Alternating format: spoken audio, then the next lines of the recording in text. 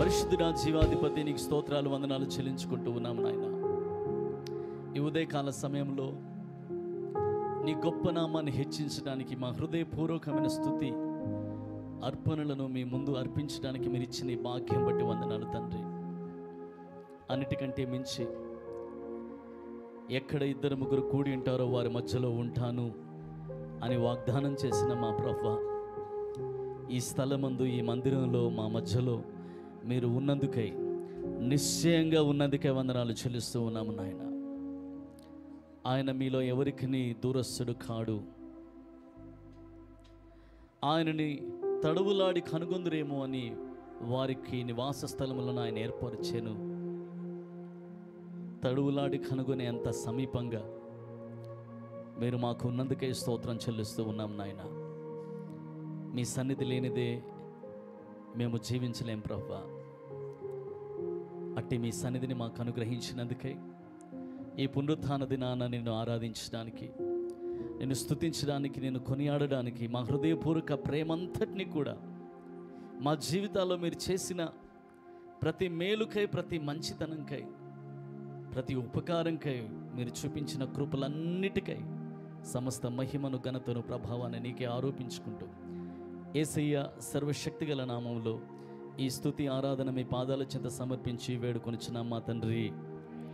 ప్రభుకి ఆరాధన చెల్లిస్తూ గట్టిగా చప్పట్లు కొడుతూ ప్రభుని స్తుతించి గనపరుద్దాం. దయచేసి కూర్చుందాం దేవుని సన్నిధానంలో. దేవుని పరిశుద్ధ నామానికి మహిమ కలుగును గాక. ఈ ఉదయకాల ఆరాధనకు చేరువచ్చిన ప్రతి ఒక్కరికి ప్రభు పేరిట ఆహ్వానం తెలియపరుస్తూ ఉన్నాను. దేవుని మందిరంలో ఈ ఆదివారం దేవుణ్ణి ఆరాధించడానికి దేవుడిచ్చిన అవకాశం బట్టి ఒకసారి చేతులెత్తి దేవునికి స్తోత్రం చెప్తారా? దేవుడిచ్చిన ఈ మంచి తరుణంకై దేవునికి ఒకసారి స్తోత్రం చెప్తారా? ఈ పునరుత్థాన దినాన సజీవుల లెక్కలో దేవుడు మనల్ని ఉంచినందుకే చేతులెత్తి దేవునికి స్తోత్రం చెప్తారా? మంచిది. అన్ని మేళలను, అడిగిన వాటిని, అడగని వాటిని కూడా, అడిగిన దానికంటే, ఊహించిన వాటికంటే అత్యధికంగా దేవుడు మన జీవితంలో మేలు దయచేస్తున్నందుకే మరొకసారి సంతోషంగా దేవునికి స్తోత్రం చెప్తారా? బిగ్గరగా దేవునికి స్తోత్రం చెప్దాం. Sometimes we need to stop and think what God has done.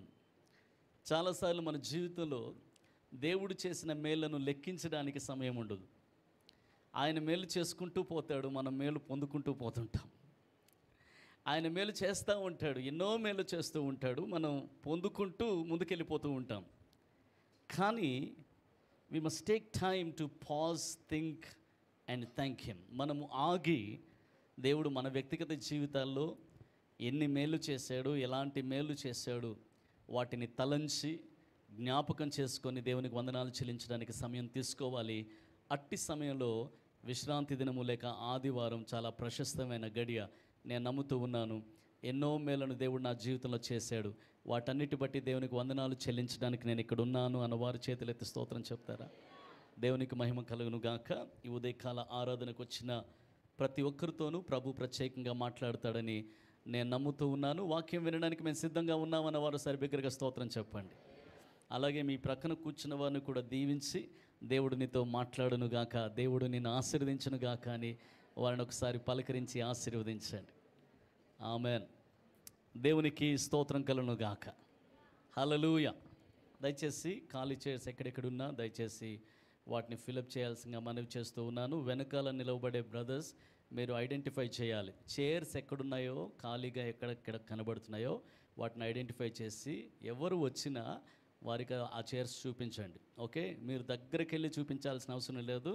అక్కడ నించొని పలానా చైర్ ఖాళీగా ఉంది సిస్టర్, పలానా బ్రదర్ పలానా చైర్ ఖాళీగా ఉంది చెప్తే చాలు, వారు వెళ్ళి కూర్చుంటారు. Praise the Lord. ఓసారి స్తోత్రం చెప్తారా? ఇంకొంచెం గట్టిగా స్తోత్రం చెప్పండి. మంచిది. దేవుని బిడ్డలారా, దేవుడు మనందరితోనూ ప్రత్యేకంగా మాట్లాడతాడని నేను నమ్ముతూ ఉన్నాను. దేవుని వాక్యం అంటుంది, ప్రపంచములు దేవుని వాక్యము వలన నిర్మాణమైనవి. ప్రపంచాలన్నీ కూడా దేని వలన నిర్మించబడ్డాయి అంటే, దేవుడు తన నోటి ద్వారా పలికిన ప్రతి మాట వలన ప్రపంచాలే నిర్మాణమైనవి అంట. వాక్యంలో రాస్తుంది ప్రపంచము నిర్మించబడ్డదని రాయలే. ఏమని రాయబడ్డదంటే ప్రపంచములు దేవుని వాక్యం వలన నిర్మాణమైనవి. అంటే మనకు కనిపిస్తున్న ప్రపంచము కాక మనకు కనిపించని ప్రపంచములు ఎన్నో ఉన్నాయి. మనము చూడని విశ్వము ఎంతో పెద్దది. మనము కేవలము భూమి మీద ఉన్న వాటిని చూడగలం. భూమి మీద నుంచి అలా కళ్ళు పైకెత్తితే ఆకాశంలో ఉన్న వాటిని మాత్రమే చూడగలం. కానీ మనకి కనిపించని విశ్వము, మనకు కనిపించని ప్రపంచం ఎంతో గొప్పది, ఎంతో పెద్దది. వాక్యం అంటుంది వాటన్నిటినీ కూడా దేవుడు తన వాక్కు చేత, తన నోటి మాట చేత సృష్టించగలిగాడు, నిర్మించగలిగాడు. మన దేవుడు అంత శక్తిమంతుడైన దేవుడు. అలాంటి శక్తి కలిగిన దేవుడు, అలాంటి శక్తి కలిగిన వాక్యం నీ జీవితంలో దేనినైనా నిర్మించగలదు. కూలిపోయిన వాటిని కూడా తిరిగి నిర్మించగలదు. పడిపోయిన వాటిని కూడా దేవుని వాక్యం తిరిగి నిర్మించగలదు. నీ జీవితాన్ని అందంగాను సౌందర్యంగాను అందరూ ఆశ్చర్యపోయే రీతిలోను ఆశీర్వాదకరంగాను నీ జీవితాన్ని దేవుని వాక్యము బిల్డ్ చేయగలదు. దేవుని వాక్యమే నిర్మించగలదు. ఆ వాక్యం మన జీవితాల్ని ప్రతి వారం నిర్మిస్తున్నందుకే దేవునికి సమస్త మహిమను, ఘనతను, ప్రభావాన్ని చెల్లిస్తూ ఉన్నాను. ఈరోజు ఒక ప్రవచనాత్మకమైన మాటను మీ ముందు ఉంచాలని కోరుకుంటూ ఉన్నాను. ద్వితీయోపదేశకాండము 21వ అధ్యాయంలోనికి వెళదాం. 21వ అధ్యాయము 15 నుంచి 17 వచనాలు చదువుకుందాం. ద్వితీయోపదేశకాండము 21వ అధ్యాయము 15 నుంచి 17 వచనాలు చదువుదాం. From 15 to 17. ప్రేమింపబడునొకతియు ద్వేషించబడునదు ఒకతియు. ఇద్దరు భార్యలు ఒక పురుషునికి కలిగి ఉండి ప్రేమింపబడినదియు ద్వేషింపబడినదియు వాని వలన బిడ్డలు కని జ్యేష్ఠ కుమారుడు ద్వేషింపబడిన దాని కొడుకైన ఎడల తండ్రి తనకు కలిగిన దానిని తన కుమారులకు స్వాస్యముగా ఇచ్చునాడు.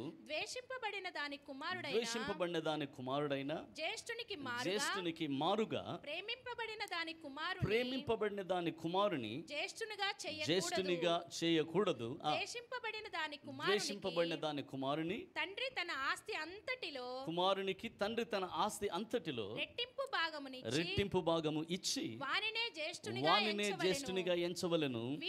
వీడు వాని బల ప్రారంభము గనుక జ్యేష్ఠత్వ అధికారము వీనిదే. ఓసారి గట్టిగా స్తోత్రం చెప్దాం. ఏమీ అర్థం అవ్వలేదన్న వారు ఒకసారి స్తోత్రం చెప్పండి. ఓకే, పాత నిబంధనలో ఇలాంటి పారాగ్రాఫ్స్ చదివినప్పుడు దే నీడ్ ఎక్స్ప్లెనేషన్. ఎందుకంటే రెండు మాటలు మనకు వినబడతా ఉన్నాయి. ద్వేషించబడినది, ద్వేషించబడిన దాని కుమారుడు, ప్రేమించబడిన దాని కుమారుడు. ద్వేషించబడింది, ప్రేమించబడింది. ఇక్కడ ఉన్న వృత్తాంతం ఏంటంటే, ఒక వ్యక్తికి ఇద్దరు భార్యలు ఉన్నట్లయితే, ఒక వ్యక్తికి ఇద్దరు భార్యలు ఉంటే ఆ ఇద్దరు భార్యలకి దేవుడు సంతానం కలగజేశాడు. అయితే ఇద్దరు భార్యల్లో ఒక భార్య ఏమో ప్రేమించబడిన భార్య, మరొక భార్య ఏమో ద్వేషించబడిన భార్య. ఉదాహరణకి యాకోబుని తీసుకోండి. యాకోబు జీవితంలో ఇద్దరున్నారు. ఆ ఇద్దరిలో ఒకరేమో ప్రేమించబడ్డారు, మరొకరు ద్వేషించబడ్డారు. ఎవరు ద్వేషించబడ్డారు? లేయా ద్వేషించబడ్డది. ప్రేమించబడింది ఎవరు? రాహేలు. అలా ఇక్కడ ఈ వచనంలో ఏం చెప్తూ ఉన్నాడంటే, ఇద్దరు భార్యలు ఉన్నట్లయితే వారికి దేవుడు సంతానం అనుగ్రహించినప్పుడు ఒకరు ప్రేమించబడిన వ్యక్తి, మరి ఒకరు ద్వేషించబడిన వ్యక్తిగా ఉంటారు. అయితే ప్రేమించబడిన యొక్క భార్య యొక్క పిల్లలు ఎవరైతే ఉన్నారో వారిని, ద్వేషించబడిన భార్య యొక్క పిల్లలు ఎవరైతే ఉన్నారో వారిని నీవెలా చూడాలి అనేది అక్కడ చాలా స్పష్టంగా రాస్తుంది. స్తోత్రం చెప్పండి ఒకసారి. అన్న ఇదేం వాక్యం అన్న, ఇద్దరు భార్యలు మాలో ఎవరికి లేరు కదా, ఈరోజు ఈ సందేశం వలన మాకు ఏమి కలుగును అని మీరు అంటుండొచ్చు. దీంట్లో ఉన్న ఒక ప్రత్యేకమైన అర్థాన్ని మీకు పంచుకోవాలని కోరుకుంటున్నాను. ఒకసారి స్తోత్రం చెప్తారా? కొంచెం సంతోషంగా వినండి, టైట్గా ఉండకండి, భయపడకండి, ఏవైనా బాణాల మీదకి వస్తాయేమో అని కూడా కంగారు పడకండి. దేవునికి స్తోత్రం చెప్పండి ఒకసారి. చెప్పండి హల్లెలూయా, చెప్పాలి హల్లెలూయా. దేవుని బిడ్డలారా, సాధారణంగా ప్రేమించబడిన భార్య ఎవరైతే ఉన్నారో ఈ వ్యక్తి ఆస్తిపరుడు కనుక, చాలా ఆస్తి సంపద ఉంది కనుక, బోల్డంత ప్రాపర్టీ ఉంది కనుక, యూజువల్గానే ఆ వ్యక్తి ఏం చేస్తాడంటే ప్రేమించబడిన భార్య యొక్క కుమారులను తీసుకొని వారిని జ్యేష్ఠులుగా ఎంచి వారికి జ్యేష్ఠత్వం ఇచ్చి వారికి తన ఆస్తిలో రెట్టింపు భాగాన్ని ఇస్తాడు. ఎందుకని? ఎవరి పిల్లలు వారు? ప్రేమించబడిన భార్య యొక్క పిల్లలు. కానీ దేవుడు దానికి ఒప్పుకోవట్లే.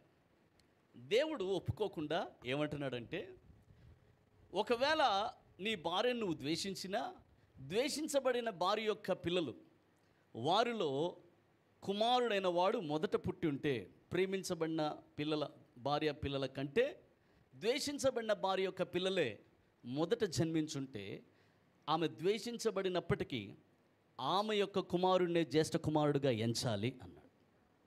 Praise the lord. ఓకే, ఇక్కడ వరకు అర్థమైందన్న వారు స్తోత్రం చెప్పండి. మంచిది. ఆమె యొక్క కుమారుడినే జ్యేష్ఠ కుమారుడిగా ఎంచాలి. Just because you love someone else, ఇంకొక అమ్మాయిని, ఇంకొక భార్యను నువ్వు ప్రేమించినందుకు ఆమె పిల్లలకి ప్రయారిటీ ఇచ్చి, ఆమె పిల్లలకి రెట్టింపు భాగం ఇచ్చి, ఆమె పిల్లలకి ఎక్కువ ఆస్తినిచ్చి అలా చేయడానికి వీల్లేదు. నీ మొదటి భార్య ద్వేషించబడినప్పటికీ కూడా ఆ భార్య యొక్క పిల్లలు మొదటి వారైతే, ఆ భార్య యొక్క పిల్లలు జ్యేష్ఠాధికారం కలిగిన వారైతే, వారు ఎల్డర్స్ అయితే ఏం చేయాలంటే రెట్టింపు భాగము ఆ భార్య యొక్క కుమారునికే ఇవ్వాలి. ఆ బిడ్డనే జ్యేష్ఠత్వపు కుమారుడుగా ఎంచాలి, జ్యేష్ఠ కుమారునిగా ఎంచాలి అన్నాడు. దేవుని నామానికి ఒకసారి గట్టిగా స్తోత్రం చెప్దాం. అందరు నా వెనకాల చెప్పండి. ఇది చాలా సింపుల్గా అర్థమయ్యే విషయమే. జ్యేష్ఠ కుమారులకు రెట్టింపు భాగం ఉన్నది. కొంచెం గట్టిగా చెప్పండి. వారు ప్రేమించబడిన దాని కుమారులైనా, ద్వేషించబడిన దాని కుమారులైనా, వారు జ్యేష్ఠ కుమారులైతే వారికి ఏముందంట? రెట్టింపు భాగమునకు వారు కర్తలవుతారు. దేవుని నామానికి ఒకసారి గట్టిగా స్తోత్రం చెప్దాం. ఇంకొంచెం బిగ్గరగా స్తోత్రం చెప్దాం. రెట్టింపు భాగం. ఆ వ్యక్తికి ఎంత ఆస్తి ఉందో ఆ ఆస్తి అంతట్లో ఫస్ట్ డబుల్ పోర్షన్ తీసి, మొట్టమొదటి రెట్టింపు భాగాన్ని తీసి అందరికి ఇచ్చేదానికంటే రెండింతలుగా ఆ మొదటి కుమారునికి, జ్యేష్ఠ కుమారునికి ఇవ్వాలి. ఎందుకంటే జ్యేష్ఠ కుమారుడుగా ఎంచబడిన వాడు రెట్టింపు భాగానికి కర్తగా ఉంటాడు. రెండింతల ప్రాపర్టీకి, రెండింతల ఆస్తికి ఆ వ్యక్తి కర్తగా ఉంటాడని దేవుని వాక్యం కొన్ని వేల సంవత్సరాల క్రితమే నిర్ణయం చేసింది. ప్రియ దేవుని బిడ్డలారా, దీనికి మనకి మధ్యలో ఉన్న సంబంధం ఏంటి అంటే, దేవుని వాక్యంలో మనం గమనించినట్లయితే యేసుక్రీస్తు ప్రభు దేవుని యొక్క ఏకైక కుమారుడు, జనితైక కుమారుడుగా ఎంచబడ్డాడు. ఆయన బిలవర్డ్ సన్, ప్రత్యేకమైన కుమారుడుగా, ప్రియుడైన కుమారుడుగా ఆయన ఎంచబడ్డాడు. అంతేకాకుండా బైబిల్ గ్రంథం ఏమంటుందంటే, యేసుక్రీస్తు ప్రభు జ్యేష్ఠుడు, జ్యేష్ఠ కుమారుడు అని ఎంచబడ్డాడు. అంటే అందరికంటే ముందు జన్మించిన వాడు అని ఎంచబడ్డాడు. Praise the lord. దేవునికి ఒకసారి గట్టిగా స్తోత్రం చెప్దాం. మీరు అనొచ్చు, అందరికంటే ముందు జన్మించిన వాడు ఆదాము కదా అన్న. కాదు, అందరికంటే ముందు జన్మించిన వాడు అసలు ఆదాము సృష్టించబడ్డాడు. మీకు అర్థమవుతుందా? ఆదాము సృష్టించబడ్డాడు. కానీ అందరికంటే ముందుగా జన్మించిన వాడు యేసుక్రీస్తు ప్రభువే. ఎందుకంటే ఆయన ఆది సంభూతుడై ఉన్నాడు. జగత్తు పునాది వేయబడక మునిపే ఆయనలో మనం ఏర్పాటు చేయబడ్డామంటే, జగత్తు పునాది వేయబడక మునిపే ఆయన ఉన్నాడు. దేవునికి ఒకసారి గట్టిగా స్తోత్రం చెప్దాం. కనుక Jesus is the first man, Jesus is the eldest one. యేసయ్యనే జ్యేష్ఠుడు. మరి మనమెవరు అంటే, భూలోకములో ఎన్ని జనాంగాలున్నా, ఎన్ని తరాలు మారినా, ఎంతమంది, ఎన్ని లక్షల మంది ప్రజలు, ఎన్ని కోట్ల మంది ప్రజలు భూలోకంలో జన్మించిన వారందరిలో ఎవరు దేవుని నమ్ముకుంటారో, క్రీస్తును నమ్ముతారో, యేసుక్రీస్తును విశ్వసిస్తారో వారందరూ కూడా జ్యేష్ఠుల సంతానముగా చేయబడ్డారు. అనగా జ్యేష్ఠ కుమారునితో సహవారసులుగా మనం చేయబడ్డాం. మనం కూడా జ్యేష్ఠులుగానే ఎంచబడ్డాం. దేవునికి ఒకసారి గట్టిగా స్తోత్రం చెప్తాం. So according to the word of God, దేవుని వాక్య ప్రకారం యేసునందు విశ్వాసం ఉంచి వారందరూ కూడా జ్యేష్ఠ కుమారులే. దేవునికి ఒకసారి గట్టిగా స్తోత్రం చెప్తామా? అంటే మనం చిన్న చెల్లి, చిన్న తమ్ముడు కాదనమాట. యేసు ప్రభులో విశ్వాసం ఉంచిన వారందరూ కూడా ఏమయ్యారు చెప్పండి? జ్యేష్ఠ సంతానమయ్యాం, జ్యేష్ఠ కుమారులమయ్యాము. జ్యేష్ఠ కుమారుల యొక్క హక్కు అధికారం ఏంటయ్యా అంటే, జ్యేష్ఠ కుమారునికి అతడు ప్రేమించబడిన దాని కుమారుడైనా ద్వేషించబడిన దాని కుమారుడైనా అతనికి ఎన్ని భాగాలు ఆస్తిలో ఇవ్వాలని రాస్తుంది చెప్పండి. చెప్పాలి మీరు వింటే, 2 భాగాలు ఇవ్వబడాలి.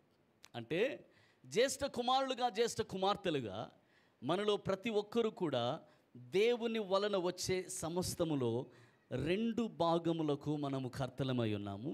2 ఆశీర్వాదాలు, రెట్టింపు దీవెనలకు మనము వారసులుగా దేవుడు మనల్ని చేశాడు. Double portion belongs to everyone that belongs to Jesus. Everyone that believes Jesus. యేసులో విశ్వసించే ప్రతి ఒక్కరి జీవితంలో వారి యొక్క వారసత్వం ఏంటి, వారి యొక్క హక్కు ఏంటి, వారు పొందాల్సిన దీవెన ఎలాంటిది అంటే, వారి జీవితంలో 2 అన్నిటిలోనూ 2 భాగమును వారు అనుభవించాలి. ఇది దేవుని చిత్తం. ఇది మీరు నమ్మితే మీ పక్క వాళ్ళకి షేక్ హ్యాండ్ ఇచ్చి చెప్పండి, దేవుడు అన్ని విషయాల్లో నేను 2 దీవిస్తాడని చెప్పండి. చెప్పినప్పుడు కొంచెం సంతోషంగా, ఓకే, మాడుమొహాలు వేసుకొని కాకుండా సంతోషంగా పలకరించండి. దేవునికి ఒకసారి స్తోత్రం చెప్తారా? కొంచెం గట్టిగా స్తోత్రం చెప్తారా? ఇంకా బిగ్గరగా స్తోత్రం చెప్దాం. So through Christ we became the elder sons. యేసుక్రీస్తు ద్వారా మనము జ్యేష్ఠ కుమారులం అయిపోయాం. యేసుక్రీస్తు ద్వారా జ్యేష్ఠత్వంలోనికి వచ్చాం. యేసుక్రీస్తు ద్వారా జ్యేష్ఠ కుమారునికి ఎలా అయితే 2 భాగానికి అతడు కర్తగా ఉండాలో, అలాగే 2 భాగానికి కర్తలుగా, దాన్ని పొందే హక్కుదారులుగా దేవుడు మనల్ని చేశాడు, మనల్ని ఉంచాడు. అంటే క్రీస్తును నమ్ముకున్న ప్రతి ఒక్కరూ అన్ని విషయములలో 2 ఆశీర్వదించబడాలి. ఇది దేవుని చిత్తం, ఇది యేసయ్య చిత్తం. దగ్గరగా ఆమె చెప్దాం. ఆమె ఇంకొంచెం గట్టిగా ఆమె చెప్పాలి. ప్రియమైన దేవుని బిడ్డలారా, పూర్వకాలంలో శాపం అంటే మనుషులు భయపడిపోయేవారు. ఎందుకు అంటే శాపము అంత బలమైనది. ఒక వ్యక్తిని నోరు తెరిచి శపించామా, ఆ వ్యక్తి తన జీవితం అంతా గుర్తుపెట్టుకుంటాడు, తన జీవితం అంతా మర్చిపోలేడు. పలానా వ్యక్తి నన్ను ఇలా శపించాడు, పలానా వ్యక్తి నన్ను ఇలా శపించింది అని జీవితం అంతా మర్చిపోలేరు.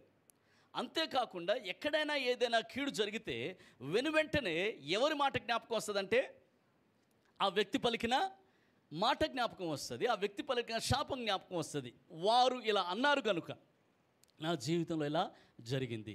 శాపము బలమైనది.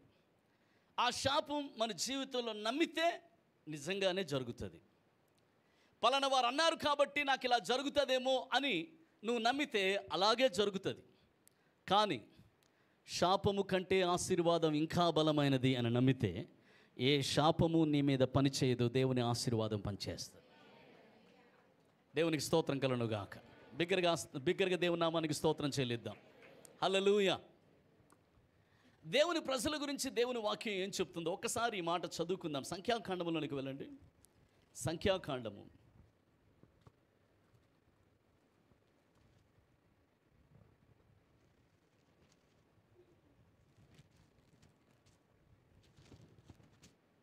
22వ అధ్యాయంలోకి వెళదాం. సంఖ్యాకాండము 22వ అధ్యాయం.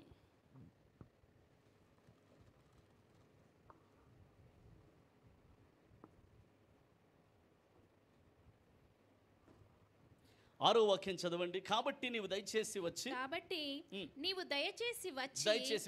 నా నిమిత్తము ఈ జనమును శపించుము. ఈ జనము అనగా ఇశ్రాయేలు జనాన్ని ఏం చేయమంటూ ఉన్నాడు ఆయన? శపించుమంటున్నాడా?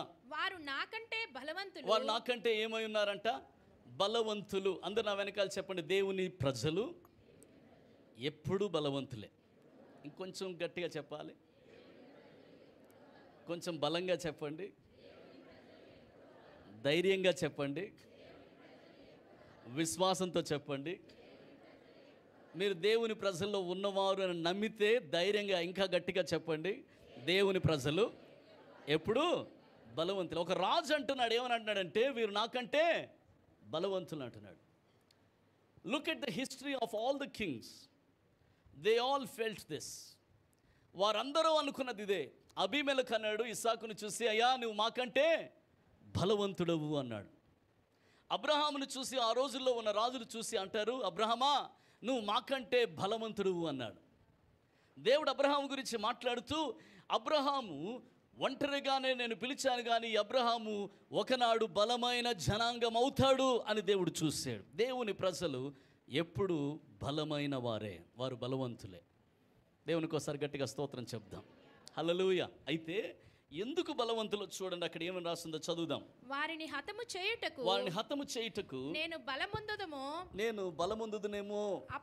అప్పుడు నేను ఈ దేశంలో నుండి వారిని తోలివేయుదును. ఏలయనగా నీవు దీవించువాడు దీవించబడిననియు, శపించువాడు శపించబడిననియు నేను ఎరుగుదును. ఓసారి గట్టిగా స్తోత్రం చెప్తారా? బాలాకు బిలామును పిలిచి, అయ్యా వారేమో చాలా బలవంతులైన ప్రజలు, బలమైన జనాంగం వారు, అయితే నువ్వు దీవిస్తే ఎవరిని నువ్వు దీవిస్తావో వారు దీవించబడతారు, ఎవరిని నువ్వు శపిస్తావో వారు శపించబడతారు. కాబట్టి ఈ బలమైన జనం బలహీనమైపోవాలంటే నీవేం చేయాలంటే వారిని శపించాలి అన్నాడు. Praise the Lord. వారు బలహీనలు అవ్వాలంటే నువ్వేం చేయాలి? వారిని శపించాలి. అంటే దేవుని ప్రజల యొక్క బలం దేని మీద ఆధారపడినది? ఎందుకు వారు బలవంతులు అంటే, వారు అప్పటికే ఆశీర్వదించబడిన వారు గనుక దేవుని ప్రజలు బలవంతులు. Praise the Lord. చదువుదాం ఒకసారి వచనాన్ని చదవండి. 11, 12 వచనం చదవండి ఒకసారి. అందుకు దేవుడు నీవు వారితో వెళ్ళకూడదు. బిలాముతో చెప్తూ ఉండండి, వారితో వెళ్ళకూడదు. ఆ ప్రజలను ఏం చేయకూడదు? నువ్వు శపించకూడదు. రాజేమో అంటున్నాడు, వాళ్ళు చాలా బలమైన జనాంగం కనుక నువ్వు వారిని శపిస్తే వారు బలహీనం అయిపోతారని చెప్పి శాపాన్ని వినియోగించడానికి ప్రయత్నం చేస్తూ ఉన్నాడు. శపిస్తే వారు బలహీనలు అయిపోతారు, శపించు చాలు వాళ్ళు బలహీనలు అయిపోతారు, ఎందుకంటే వారు బలమైన జనాంగం అంటూ ఉన్నాడు. ఇప్పుడు దేవుడు చెప్తూ ఉన్నాడు, వారి మీద నువ్వు ఏ శాపము పలకడానికి వీలు లేదు. Praise the lord. మీ పక్క వాళ్ళని చూసి చెప్పండి, ఎవరును నిన్ను శపించకూడదు అని చెప్పండి. ఏ ఒక్కరు కూడా నిన్ను శపించకూడదు, శపించడానికి వీలు లేదు. Praise the Lord. ఇంతవరకు వాక్యం అర్థమైందని వారి చేతులు ఎత్తి స్తోత్రం చెప్పండి. అలా మీరు అంటున్నారు ఎవరు శపించకూడదు అంటున్నారు, కానీ ఇప్పటికే చాలామంది శపించారు కదా. వాటి సంగతి ఏంటి? దాని అర్థం ఏంటో తెలుసా? ఎవరునూ నిన్ను శపించకూడదు. ఆ తర్వాత మాటలు ఏం రాస్తుందంటే, చదువుమా, ఏం రాస్తుంది? అందుకు వారు ఆశీర్వదింపబడిన వారు అని బిలాముతో చాలుమా. దేవుని బిడ్డలారా, వారు శపించబడిన వారు, శాపం వారి మీద నువ్వు పలకడానికి వీల్లేదు. ఎందుకు పలకడానికి వీల్లేదంటే, ఒకవేళ కానీ నువ్వు వారి మీద శాపం పలికావా, ఆ శాపం కాస్త తిరిగి నీ మీదకి వస్తుంది. ఎందుకు అంటే, వారిని ఇప్పటికే నేను ఆశీర్వదించి ఉన్నాను. వారు ఆశీర్వదించబడిన ప్రజలు కనుక వారి మీద ఏ శాపం పనిచేయలేదు. దేవునికి ఒకసారి గట్టిగా స్తోత్రం చెప్దాం. ఎంతమంది నమ్ముతున్నారు శాపము కంటే ఆశీర్వాదం ఎంతో గొప్పది, శాపం కంటే ఆశీర్వాదం ఎంతో బలమైనది అని నమ్మేవారు స్తోత్రం చెప్పండి. అది బలమైనది అని నువ్వు నమ్మితే, ఎవరిని పలకరించినా, ఎవరితో మాట్లాడినా, ఏ బిడ్డను కలుసుకున్నా, ఎవరిని కలుసుకున్నా, నీ నోరారా వారిని ఆశీర్వదించాలి, నీ నోరారా వారిని దీవించాలి. నువ్వు దీవించితే వారు దీవించబడ్డం మాత్రమే కాక ఆ దీవెన నీ మీదకి వస్తుంది, నీ తల మీదకి వస్తుంది. వారు దీవించబడిన వారు. నీ ప్రక్కనే కూర్చున్న వ్యక్తి దీవించబడిన వ్యక్తి. స్తోత్రం చెప్తారా? వారి యెహోవా చేత ఆశీర్వదించబడిన వ్యక్తి. యెహోవా చేత ఆశీర్వదించబడిన జనం గనుక వీరి మీద ఏ శాపము పని చేయలేదు. యెహోవా చేత ఆశీర్వదించబడ్డం అన్నదే దేవుని ప్రజలకున్న గొప్ప బలం. గత 30 సంవత్సరాల సేవలో 1995లో నేను పరిచర్యలోకి వచ్చాను. ఇది 2025. ఇన్ని సంవత్సరాల సేవా పరిచర్యలో నేను గమనించింది ఏంటంటే, దేవుని ఆశీర్వాదం కంటే మించిన సామర్థ్యం, మించిన శక్తి మరొకటి లేదు.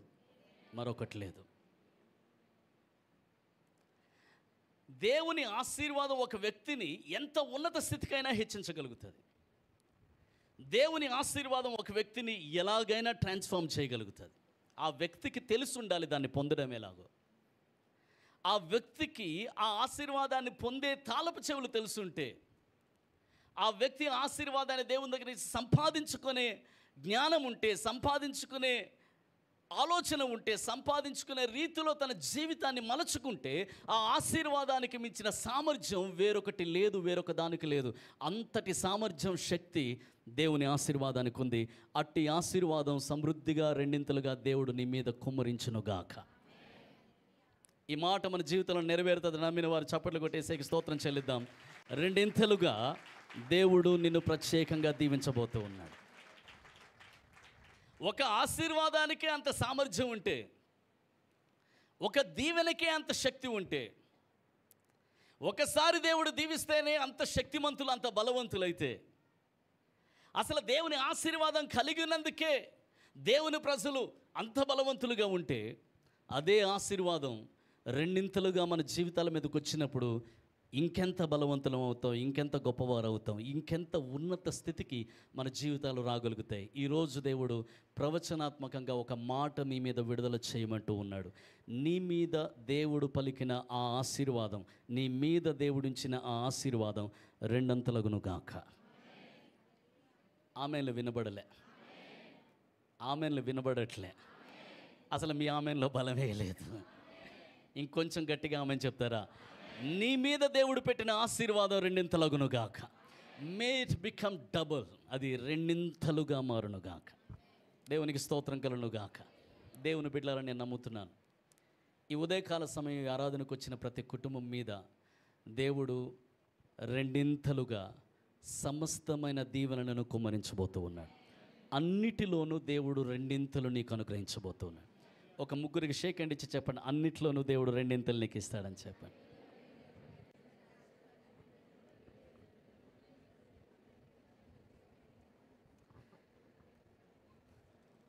ఒకసారి బిగ్గరగా దేవుని నామానికి స్తోత్రం చెప్దామా? ఇంకొంచెం గట్టిగా స్తోత్రం చెప్పాలి. మీరు నిద్రపోకుండా ఉంటే వాక్యం మీ జీవితంలో పనిచేస్తుంది. కానీ నిద్రపోయి గురక తీస్తే మాత్రం వాక్యం ఎటో, నువ్వెటో, నీ జీవితం ఎటో అయిపోతుంది. కనుక చాలా జాగ్రత్తగా దేవుడు నిన్ను ఎన్ని విషయాలలో రెండింతలుగా దీవించబోతూ ఉన్నాడు. ఈ రెండింతల ఆశీర్వాదం ఎన్ని కోణాలలో దేవుడు నీకు అనుగ్రహించబోతూ ఉన్నాడు. ఈ రెండింతల దీవెన నీ జీవితంలో ఎన్ని విధాలుగా మేనిఫెస్ట్ కాబోతుందో ఈ ఉదయకాల సమయంలో తెలుసుకోవడం మాత్రమే కాక, మనము ఇక్కడి నుంచి వెళ్ళి మన గృహస్థులతో, మన బంధువులతో పంచుకుందాం. వారు కూడా అట్టి రీతిలో ఆశీర్వదించబడలాగున మనం ప్రార్థిద్దాం. ఆమేన్. దేవునికి ఒకసారి గట్టిగా స్తోత్రం చెప్పండి. ఒకసారి మీ పక్కలకు షేక్ హ్యాండ్ ఇచ్చి అడిగిన, రెండింతలకు నువ్వు సిద్ధంగా ఉన్నావు అని అడగండి. Praise the lord. బైబిల్ గ్రంథంలో రెండింతల ఆశీర్వాదం అనే మాట చాలాసార్లు మనం వింటూ ఉంటాం. చాలాసార్లు రెండింతల ఆశీర్వాదం అనే సందేశాన్ని మీరు చాలాసార్లు వినుంటారు. కానీ ఈరోజు ఆ సందేశాన్ని మనం చూడట్లే. ఈరోజు మనం చూసేది దేవుడు రెండింతలుగా ఆశీర్వదించి వేటిని మనకు అనుగ్రహించబోతూ ఉన్నాడు. ఏ విషయాలలో రెండింతల భాగము, రెండింతల ఆశీర్వాదాన్ని మనం చూస్తాం. అవి కొన్ని సంగతులను మన దేవుని వాక్యంలోంచి మనం చూస్తాం. ఈ వాక్యం అర్థమైతే ఒకసారి స్తోత్రం చెప్తారా? మొట్టమొదటిగా దేవుడు మనకు రెండింతలుగా అనుగ్రహించేది ఏంటయ్యా అంటే, రెండింతల ఘనతను దేవుడు అనుగ్రహిస్తాడు. రెండింతల ఘనత. అందరూ నా వెనకాల చెప్పండి, రెండింతల ఘనత. కొంచెం గట్టిగా చెప్పండి. ఏది ఇస్తాడంటే దేవుడు? డబుల్ ఆనర్, రెండింతల ఘనతను దేవుడు ఇస్తాడంట. యెషయా గ్రంథంలోనికి వెళదాం. యెషయా గ్రంథం 61వ అధ్యాయం 7-8 వచనాలు చదువుకుందాం. యెషయా గ్రంథం 61వ అధ్యాయం 7-8 వచనాలు చదవాలి. మీ అవమానమునకు ప్రతిగా రెట్టింపు ఘనత నొందుదురు. రెట్టింపు ఘనత. ఆ మాటను అండర్లైన్ చేయండి. మీ అవమానమునకు ప్రతిగా రెట్టింపు ఘనత నొందుదురు. నిందకు ప్రతిగా తాము పొందిన భాగమును అనుభవించు వారు సంతోషింతురు. వారు తమ దేశములో రెట్టింపు భాగమునకు కర్తలగుదురు. నిత్యానందము వారికి కలుగును. దేవుని బిడ్డలారా, మొట్టమొదటిగా దేవుడు మన జీవితంలో రెండింతలుగా అనుగ్రహించేది ఏంటయ్యా అంటే, రెండింతల ఘనతను, రెట్టింపు ఘనతను దేవుడు మనకు అనుగ్రహిస్తాడంట. ఇక్కడ చదవబడిన వాక్యాన్ని మీరు గమనించినట్లయితే, ఇశ్రాయేలుతో దేవుడు మాట్లాడుతూ ఉన్నాడు. వారు ఎంతో అవమానం పాలయ్యారు, వారు నిందల పాలయ్యారు. ఇశ్రాయేలులు సమస్తాన్ని కోల్పోయి, సమస్తాన్ని పోగొట్టుకొని దుఃఖభరితులైపోయారు, భారభరితులైపోయారు. దేవుని బిడ్డలారా, బూడిదలో కూర్చున్నారు. అయ్యో, మేము సమస్తాన్ని కోల్పోయిన వారుగా ఉన్నామే అని చెప్పి వారు నిరాశ నిస్పృహలతో కూడి ఉన్నారు. అటువంటి వారితో దేవుడు మాట్లాడుతూ ఉన్నాడు. ఎంత అవమానించబడ్డారో, మీరు ఎంత అవమానాన్ని భరించాల్సి వచ్చిందో, ఎంత నిందను అనుభవించాల్సి వచ్చిందో, చుట్టూ ఉన్న దేశాలు మిమ్మల్ని ఎంతగా అవమానపరిచాయో, చుట్టూ ఉన్న దేశాలు మిమ్మల్ని ఎంతగా నిందించాయో, ఎంత ఆ నింద కింద మీరు నలిగిపోయారో, అంతకు రెండింతలుగా దేవుడు మీకు ఘనతను అనుగ్రహించబోతూ ఉన్నాడు అన్నాడు. దేవునికి ఒకసారి గట్టిగా స్తోత్రం చెప్దాం. దేవుని బిడ్డలారా, ఒక వ్యక్తి తన జీవితంలో నిందలో నుంచి వెళ్ళడం, అవమానంలో నుంచి వెళ్ళడం సర్వసాధారణంగా జరిగేదే. నింద, అవమానం అన్నది అనేకల జీవితాల్లో అనేక కారణాల వల్ల జరుగుతుంది. అనేకమైన రీజన్స్ బట్టి వారు నిందించబడతారు, వారు అవమానించబడతారు. అనేకమైనవి నువ్వు జరగకూడదు అనుకునేవి నీ కుటుంబంలో జరిగినప్పుడు నీ తల దిగిపోతుంది, నువ్వు అవమానించబడతావు. నీ జీవితంలో ఒక్కొక్కసారి నీ తప్పేది లేకపోయినా, నీ నేరమేది లేకపోయినా, నీవేది ఏ తప్పిదము చేయకపోయినా నిందించువారు అనేకులు ఈ లోకంలో ఉన్నారు కనుక ఆ నింద నీ మీదకి రావడం జరుగుతుంది. నువ్వు ఎంత అవమానించబడ్డావో, ఎంత నిందించబడ్డావో, దానంతటికి ప్రతిగా దేవుడు అంతకంటే రెట్టింపు ఘనతను అందరి ముందు దేవుడు దయచేస్తానని వాగ్దానం చేస్తూ ఉన్నాడు. ఈ వాగ్దానం నెరవేరుతుంది నమ్మిన వారు గట్టిగా చప్పట్లు కొట్టి ప్రభుకి స్తోత్రం చెప్దాం. God is promising us. దేవుడు వాగ్దానం చేస్తూ ఉన్నాడు. నిందించబడిన ఇశ్రాయేలుకి దేవుడు వాగ్దానం చేసినట్లుగా, అవమానము గుండా వెళ్ళిన ఇశ్రాయేలుకి దేవుడు వాగ్దానం చేసినట్లుగా, ఇశ్రాయేలు దేశము అన్నిట్లో చిన్న దేశం. అలాంటి దేశం దేవుని బిడ్డలారా, దేవుని చేత ఏర్పరచబడిన జనాంగంగా దేవుడు వారికి తోడుగా ఉండి అనేక ఆశ్చర్యకార్యాలు, ఏ జనములోనూ చేయని కార్యాలు దేవుడు వారి మధ్యలో చేశాడు. అంత బలమైన జనాంగంగా వారు రూపొందించబడ్డారు. అయితే వారు దేవుణ్ణి విడిచిపెట్టినందుకు, వాగ్దాన దేశంలో ఉండి కూడా దేవుణ్ణి విడిచిపెట్టినందుకు, దేవుని నుంచి విగ్రహాల తట్టు తిరిగిపోయినందుకు, వారి జీవితంలో దేవుని బిడ్డలారా, దేవుడు వారిని అన్యులకు అప్పగించగానే అన్యులు వారిని నాశనం చేసేసి బహుహీన స్థితికి తీసుకొచ్చారు. అన్యజనులు వచ్చి వారిని అష్షూరు దేశానికి, ఒకసారి బబులోను దేశానికి, ఇంకొకసారి వారిని చెరగొనిపోయారు. వారు అవమానభరితులైపోయారు. భయంకరమైన అవమానంలోంచి వారు వెళ్ళాల్సి వచ్చింది. భయంకరమైన నిందను వారు భరించాల్సి వచ్చింది. వారితో దేవుడు మాట్లాడుతున్నాడు. ఇదిగో, ఎంత అవమానించబడ్డావో, ఎంత నిందించబడ్డావో, దానికి ప్రతిగా రెండింతల ఘనత నేను నీకు ఇస్తున్నాను అని దేవుడు వారితో మాట్లాడుతున్నాడు. ఈరోజు నీవెంత అవమానించబడ్డావో, నీవెంత నిందించబడ్డావో, ఇంతవరకు నీ జీవితంలో ఎన్ని అవమానాలు కోర్చావో, ఎన్ని నిందలు భరించాల్సి వచ్చిందో, ఇక మీదట దేవుని వాక్యాన్ని నమ్ము. ఆ నిందలు, అవమానాలకి ప్రతిగా దేవుడు రెండింతల ఘనతలోనికి దేవుడు నిన్ను నిలవబెట్టబోతూ ఉన్నాడు. నీ కుటుంబము రెండింతల ఘనతను అనుభవిస్తుందని నమ్మిన వారి చేతులైతే దేవుని నామానికి స్తోత్రం చెల్లిద్దాం. రెండింతల ఘనత, రెండింతల ఘనత.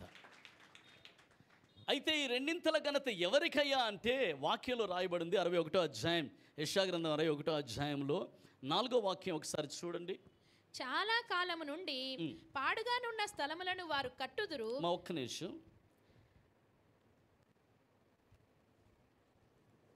3వ వచనం చదువుతాలి. సియోనులో దుఃఖించు వారికి ఉల్లాస వస్త్రములు ధరింపచేయుటకును, బూడిదకు ప్రతిగా పూదండను, దుఃఖమునకు ప్రతిగా ఆనంద తైలమును, భారభరితమైన ఆత్మకు ప్రతిగా స్తుతి వస్త్రమును వారికిచ్చుటకును. చాలా జాగ్రత్తగా ఆలోచించండి. వారికి ఇవ్వడానికి ఆయన నన్ను పంపి ఉన్నాడు. ఎవరిని పంపించాడు? యేసయ్యను పంపించాడు. యేసయ్య పలుకుతున్న మాట, ప్రభువు యెహోవా ఆత్మ నా మీద ఉన్నది, బీదలకు సువార్త ప్రకటించడానికి ఆయన నన్ను అభిషేకించి ఉన్నాడు. దేవుని బిడ్డలారా, ఇది ప్రభు అయిన యేసు పలుకుతున్న మాట. నేను వచ్చినప్పుడు ఇది జరుగుతుంది అన్నాడు. స్తోత్రం చెప్పండి ఒకసారి. నేను వచ్చినప్పుడు ఇది జరుగుతుంది. వారి భారభరితమైన వస్త్రానికి ప్రతిగా పూదండ అనుగ్రహించబడుతుంది వారికి. ఇదిగో ఎలాంటి వారికి అని అంటే దేవుని వాక్యంలో అంటుంది, సియోనులో ఉన్నవారికి అని రాస్తుంది. రెండింతల ఘనత ఎవరికయ్యా అంటే సియోనులో ఉన్నవారికి. వాక్యం అర్థమైందని వారు ఒకసారి గట్టిగా స్తోత్రం చెప్పండి. బయటున్న లోకస్తులకు కాదు, బయటున్న అన్యజనులకు కాదు. ఎవరికయ్యా రెండింతల ఘనత? ఫర్ గాడ్స్ పీపుల్, దేవుని ప్రజలకు, సియోనులో ఉన్నవారికి. అందుకే that word is addressing people. అక్కడున్న ప్రజలు ఏ ప్రజల గురించి మాట్లాడుతుందంటే సియోనులో ఉన్న ప్రజలకి ఈ ఆశీర్వాదం కలుగుతుంది, సియోనులో ఉన్న వారికి ఈ దీవెన కలుగుతుంది, సియోనులో ఉన్న వారికి అనుగ్రహించడానికి తండ్రి నన్ను పంపించినాడని యేసయ్య చెప్పాడు. ఏంటిదయ్యా సియోను అంటే? సియోను అనగా దేవుని సంఘము, దేవుని మందిరము, దేవుని ప్రజలు కూడుకునే స్థలం. ఈ సియోనులో ఉన్న వారికి వారి జీవితంలో దుఃఖం తొలగించబడుతుంది, వేదన తొలగించబడుతుంది, బూడిద తొలగించబడుతుంది, పూదండ అనుగ్రహించబడుతుంది, రెట్టింపు భాగానికి దేవుడు వారిని కర్తలుగా చేస్తాడు, రెండింతల ఘనత వారికి దక్కుతుంది. ఒకసారి గట్టిగా స్తోత్రం చెప్దాం. ప్రశ్న ఏంటంటే, మరి నువ్వు సియోనులో ఉన్నావా?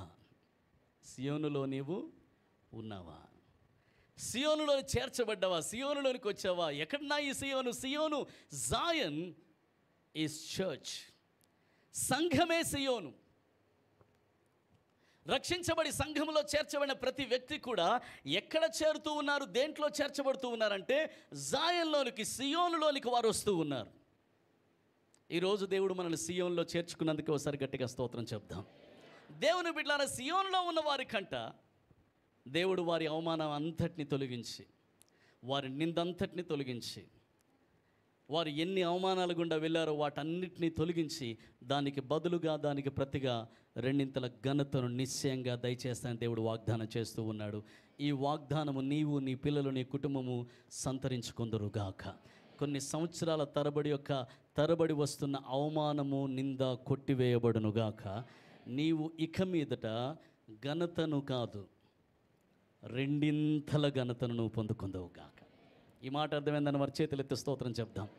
ఇంకా బిగ్గరగా స్తోత్రం చెప్దాం. ఓసారి మీ పక్క వాళ్ళకి షేక్ అండ్ ఇచ్చి చెప్పండి, దేవుడు నిన్ను గణపరచబోడు, రెండింతలుగా దేవుడు నిన్ను గణపరుస్తాడు. ఎన్ని విధాలుగా గణపరుస్తాడంట? ఎంతగా దేవుడు గణపరుస్తాడంట? రెండింతలుగా దేవుడు గణపరుస్తాడు. దేవుని నామానికి ఒకసారి బిగ్గరగా స్తోత్రం చెప్దాం. రెండవదిగా దేవుని బిడ్డ, రెండింతలుగా దేవుడు మన జీవితంలో అనుగ్రహించే రెండవ విషయం చూద్దాం. దేవుని వాక్యముల నుంచి నిర్గమాకాండం 16వ అధ్యాయం 29వ వాక్యం చదువుకుందాం. నిర్గమాకాండము 16వ అధ్యాయం 29వ వచనం చదువుదాం.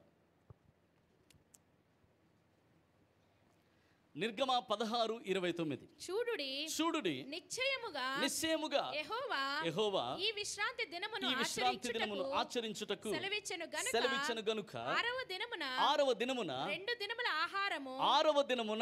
దినముల ఆహారము మీకు అనుగ్రహించుచున్నాడు. ప్రతివాడును తన చోట నిలిచి ఉండవలెను. ఏడవ దినమున ఎవడును తన చోట నుండి బయలు వెళ్ళకూడదనను. చాలండి, ఒకసారి గట్టిగా స్తోత్రం చెప్దామా? అక్కడ రాయబడిన వచనాన్ని మీరు చాలా జాగ్రత్తగా గమనిస్తే, దేవుడు ఇశ్రాయేలుకి రెండింతల ఆహారం ఎప్పుడు ఇస్తూ ఉన్నాడు, ఏ దినాన్ని ఇస్తూ ఉన్నాడని రాస్తుందండి. 6వ దినమున దేవుడు ఇశ్రాయేలుకి రెండింతల మన్నాను ఇస్తానన్నాడు.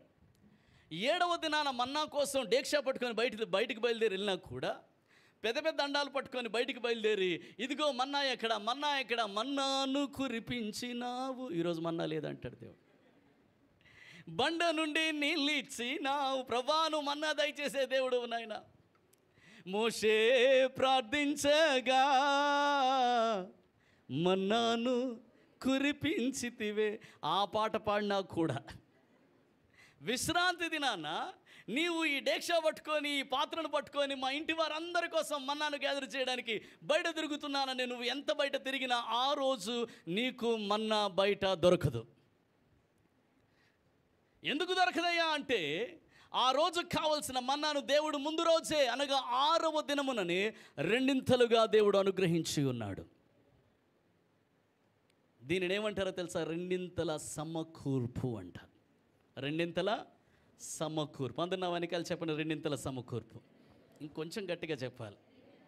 అబ్బే మీరు చాలా ఓపిక లేనట్టు చెప్తున్నారు. మీ పక్కోళ్ళకి ఏమైనా భయపడుతున్నారా? దేవునికి స్తోత్రం కలుగును గాక. దేవుని బిడ్డలారా, దేవుడు రెండింతల సమకూర్పుని ఇశ్రాయేలుకు అనుగ్రహించాడు. ఎందుకని ఇశ్రాయేలుకి రెండింతల సమకూర్పునిచ్చాడు?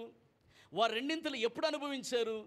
దేని కొరకు వారు అనుభవించారు? ఏది చేయడం వల్ల వారు రెండింతల సమకూర్పు, రెండింతల ఆహారం వారికి అనుగ్రహించబడ్డది అంటే, వారు విశ్రాంతి దినమును గౌరవించడం వలన, విశ్రాంతి దినమును ఘనపరచడం వలన, విశ్రాంతి దినమున వారు దేవుని సన్నిధిలో ఉండి దేవుణ్ణి ఆరాధించడం వలన వారి జీవితంలో రెండింతలుగా సమకూర్చబడ్డారు.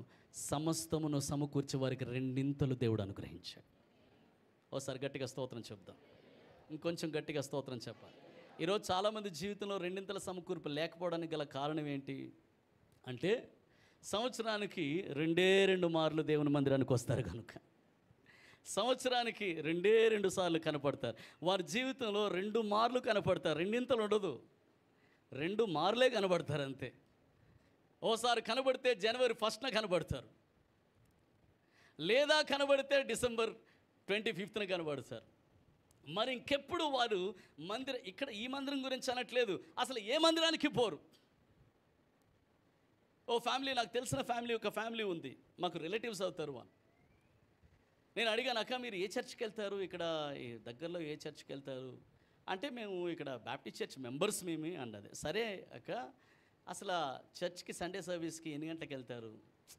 ఎక్కడన్నా అవ్వట్లేదురా అంటే, అక్క అసలు మీరు చర్చ్కి వెళ్ళరా అంటే, ఎక్కడ అసలు మార్నింగ్ డ్యూటీకి వెళ్ళాం, మండే మార్నింగ్ డ్యూటీకి వెళ్తే ఇక వారం అంతా అదే కదా, ఇంకా వారం అంతా అదే, ఆదివారం ఒక్కటి దొరుకుతుంది మాకు. మరి ఆదివారం ఒక్కటి దొరుకుతుంది కదా, ఆదివారం మీది కాదు కదా అక్క, ఆదివారం దేవుని మందిరానికి వెళ్ళొచ్చు కదా, ఆ రోజు సెలవే కదా, ఆ రోజు డ్యూటీ ఏం లేదు కదా అంటే, ఆ రోజు ఒక్కరోజు దొరుకుతుందా? ఇదిగో ఇంట్లో ఉందే ఇది ఒకటే ఏడుస్తుంటుంది. అందుకే మేము అందరం దీన్ని చూసుకుంటాం ఆదివారం. ఏది? కుక్క.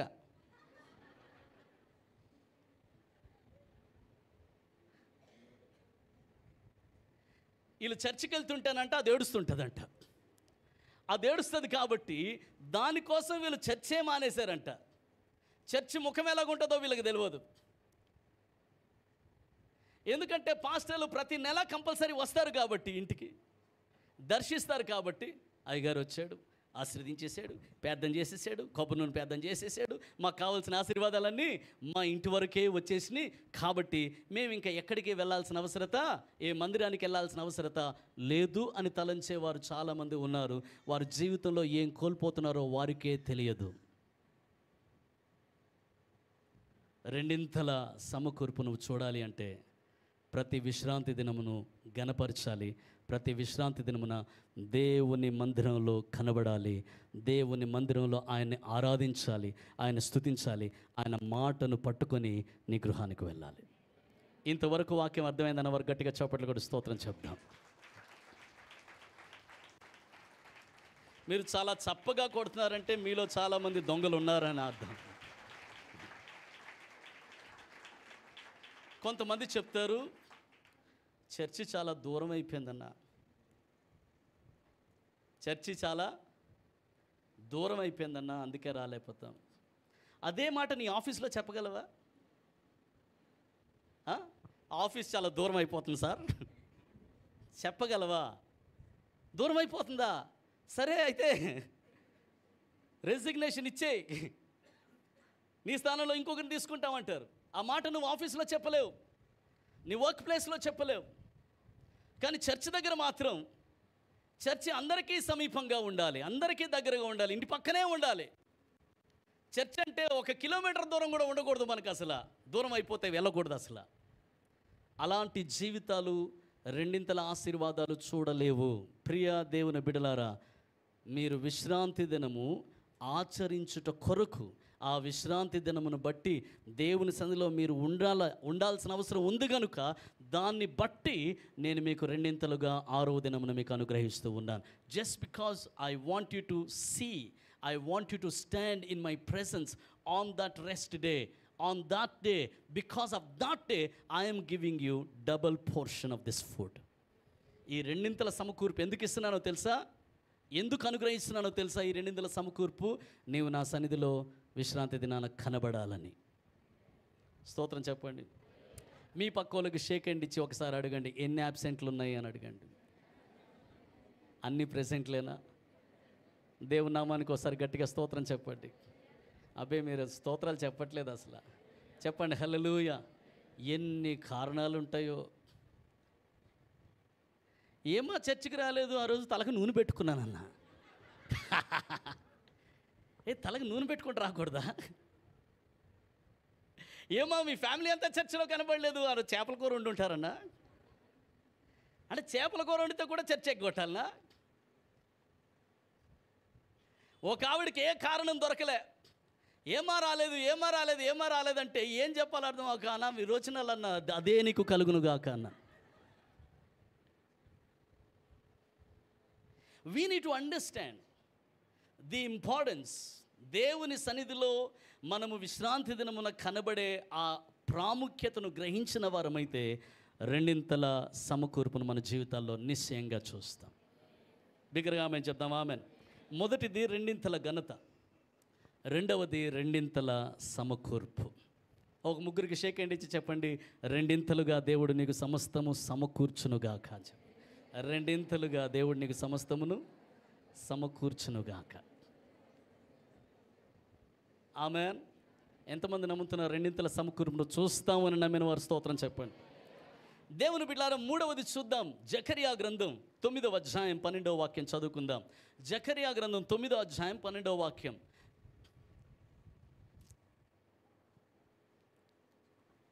బంధకములలో పడియుండియు. జకరియా గ్రంథం 9వ అధ్యాయం 12వ వాక్యం చదవాలి. బంధకములలో పడియుండియు నిరీక్షణ గలవారలారా మీ కోటను మరలా ప్రవేశించండి. రెండంతలుగా మీకు మేలు చేసేదనని నేడు నేను మీకు తెలియజేయుచున్నాను. దేవుని నామానికి ఒకసారి గట్టిగా గంభీరంగా స్తోత్రం చెప్పాలి. దేవుని వాక్యం అంటుంది, బంధకాలలో పడియుండియు నిరీక్షణ గలవారలారా మీ కోటను మరలా ప్రవేశించండి. Return to your fortress. ఏ కోటలో మీరు ఉండేవారో ఆ కోటలోనికి మరలా ప్రవేశించండి. ఏ కోటలో నుంచి మీరు వెళ్ళిపోయారో, ఏ దుర్గాన్ని విడిచిపెట్టి వెళ్ళిపోయారో, ఏ కోటను మీరు కోల్పోయారో, ఏ స్థావరాన్ని మీరు కోల్పోయారో, రిటర్న్ టు దట్ ఫోర్ట్రెస్. మరలా ఆ కోటలోనికి మీరు ప్రవేశించండి. ఎందుకు ప్రవేశించాలి అంటే రెండింతల మేలు మీకోసం నేను దాచిపెట్టి ఉంచాను. రెండింతల మేలు మీకోసం దాచిపెట్టి ఉంచాను. దేవుని ఆత్మ ద్వారా నేను గ్రహించి మాట చెప్తూ ఉన్నాను. అనేక మంది వారు కోల్పోయిన స్థావరములోనికి ఈరోజు అడుగుపెట్టుచూ ఉన్నారు. ఈరోజు దేవుడు నీ ఫోర్ట్లోనికి నువ్వు అడుగు పెడతావు, నీ స్థానంలోనికి నువ్వు అడుగు పెడతావు. అది చదువైనా, బిజినెస్ అయినా, వ్యాపారమైనా, అది ఏదైనా నీ స్థానంలో నుంచి నువ్వు తొలగిపోయావు. You lost your original place. దేవుడు ఆ ఒరిజినల్ ప్లేస్లోనికి మరలా నేను తీసుకొని వస్తూ ఉన్నాడు. నీ కోటలోనికి నువ్వు ప్రవేశిస్తున్నావు. నమ్మిన వారి చేతులెత్తి దేవుని నామానికి స్తోత్రం చెప్దాం. ఇంకా బిగ్గరగా స్తోత్రం చెప్దాం. నీ కోటలోనికి నువ్వు ప్రవేశించు. ఎందుకంటే నేను రెండింతలుగా నేను ఆశ్రయించబోతూ ఉన్నాను. రెండింతల మేలును నేను నీకు అనుగ్రహించబోతున్నాను. మేలు, రెండింతల మేలు. ఎవరికి దేవుడిస్తూ ఉన్నాడు అంటే బంధకాల్లో పడిండి కూడా నిరీక్షణ గల వారికి దేవుడు రెండింతల మేలునిస్తాడు. బంధకాలలో పడిండి కూడా నిరీక్షణ గల వారికి. ప్రియా దేవుని బిడ్డలారా, నిరీక్షణ అనేది చాలా శక్తివంతమైన మాట. అక్కడున్న ప్రజలంట అన్నీ బాగుండి నిరీక్షణ కలిగిన వారు కాదు, అన్ని పరిస్థితులు బాగుండి నమ్మకం కలిగిన వారు కాదు. ఏ పరిస్థితులు బాగోలేక బంధకాల మధ్యలో ఉండి కాళ్ళు చేతులు కదలకుండా వారు తప్పించుకోలేని పరిస్థితుల్లో ఉండి పడిపోయిన పరిస్థితిలో కూడా వారు నిరీక్షణ కలిగి ఉన్నారు. అలాంటి నిరీక్షణ కలిగిన వారిని అంటే ఖచ్చితంగా ఈ బంధకాల నుంచి దేవుడు విడుదల చేస్తాడు. ఈ పరిస్థితిని దేవుడు మారుస్తాడు. ఈ బంధకములలోంచి మేము ఖచ్చితంగా బయటకు రాబోతూ ఉన్నాము. ఈరోజు ఉన్న పరిస్థితులు రేపు ఉండవు. ఈ పరిస్థితుల్ని నా దేవుడు ఖచ్చితంగా మార్చబోతూ ఉన్నాడు. I'm seeing it, I'm expecting it. నేను దాన్ని చూస్తూ ఉన్నాను, నేను దాన్ని ఎదురు చూస్తూ ఉన్నాను అనే నిరీక్షణ ఎవరిలో ఉందో వారు నిశ్చయంగా రెండింతల మేలును వారు అనుభవిస్తారు. దేవుని నామానికి ఒకసారి గట్టిగా స్తోత్రం చెప్దాం. సైతానుడు ఎంత కీడు చేసినప్పటికీ, ఎంత కీడు అపవాది నుంచి నీవు నీ కుటుంబం అనుభవించినప్పటికీ, ఈరోజు దేవుని సేవకుడిగా ప్రవచనాత్మకంగా నీ మీద ఈ మాట విడుదల చేస్తూ ఉన్నాను. నువ్వు అనుభవించిన కీడుకు ప్రతిగా, ఎంత కీడైతే అనుభవించావో దానంతటికి ప్రతిగా దేవుని రెండింతల మేలు నువ్వు పొందుకుందువుగాక. రెండింతల మేలు నువ్వు అనుభవించదువుగాక. అనుభవిస్తామని నమ్మిన వారు గట్టిగా చప్పట్లు కొట్టి ప్రభుకి స్తోత్రం చెల్లిద్దాం. That all the evil that has been done to you, నీకు నీ కుటుంబానికి జరిగిన కీడు ఎంత జరిగిందో, ఎన్ని నష్టపోయావో, ఎన్ని కోల్పోయావో, దానంతటినీ దేవుడు రివర్స్ చేసి నీ జీవితంలో రెండింతల మేలు ఇస్తానంటున్నాడు. కండిషన్ ఏంటంటే నీవు నిరీక్షణతో ఉండి అంటున్నాడు. స్తోత్రం చెప్పండి. అన్నా నాకు ఇంకా నిరీక్షణ ఉంది అన్నవారి చేతులెత్తి స్తోత్రం చెప్పండి. నా ఆర్థిక పరిస్థితులు మారుతాయన్న నిరీక్షణ నాకు ఇంకా ఉంది అన్నవారు బిగ్గరగా స్తోత్రం చెప్పాలి. ఇంకా బిగ్గరగా స్తోత్రం చెప్పాలి. ఏది జరగదని ప్రజలు చెప్పారో, ఏది జరగదని ప్రజలు మాట్లాడారో అది జరుగుతుందన్న నమ్మకము, నిరీక్షణ నాకు ఇంకా ఉంది అన్నవారు స్తోత్రం చెప్పండి.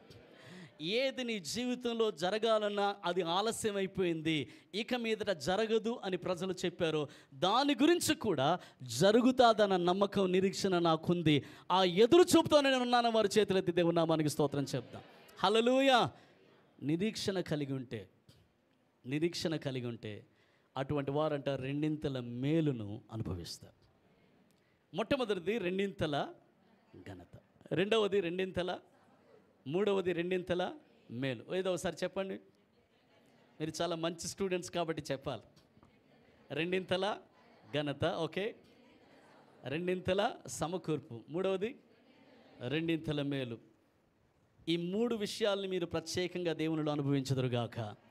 రెండింతల మేలు. ఈరోజు ఎవరి హృదయంలో ఆ నిరీక్షణ ఉందో దేవుడు చూస్తున్నాడు. ఎవరు నిరీక్షణతో ఎదురు చూస్తున్నారో దేవుడు చూస్తున్నాడు. మేము బైబిల్ కాలేజ్ చదువుకున్నప్పుడు మనీ ఆర్డర్ ఎప్పుడు వస్తుందా అని ఎదురు చూసేవాళ్ళం. Praise the Lord. అందరికీ మనీ ఆర్డర్లు వచ్చేవి. యువతల ఫ్రెండ్కి, అవతల ఫ్రెండ్కి, అందరి ఫ్రెండ్స్కి వచ్చేవి. So money order postman వచ్చాడంటే పరిగెత్తి బయటికి వెళ్ళేవాళ్ళం. అన్న నాకు వచ్చిందా, అన్న నా పేరు ఉందేమో చూడు, నా పేరు ఉందేమో చూడు, నా పేరు ఉందేమో చూడు. బాబు నీ పేరు లేదు నాయనా, నీ పేరులో రాలేదంటే చాలా డిసప్పాయింటెడ్గా వెనక్కి వెళ్ళిపోయేవాళ్ళం. కానీ ఆశ్చర్యం ఏంటంటే పోస్ట్ మ్యాన్ వచ్చే ప్రతిసారి అందరం పరిగెత్తేవాళ్ళం.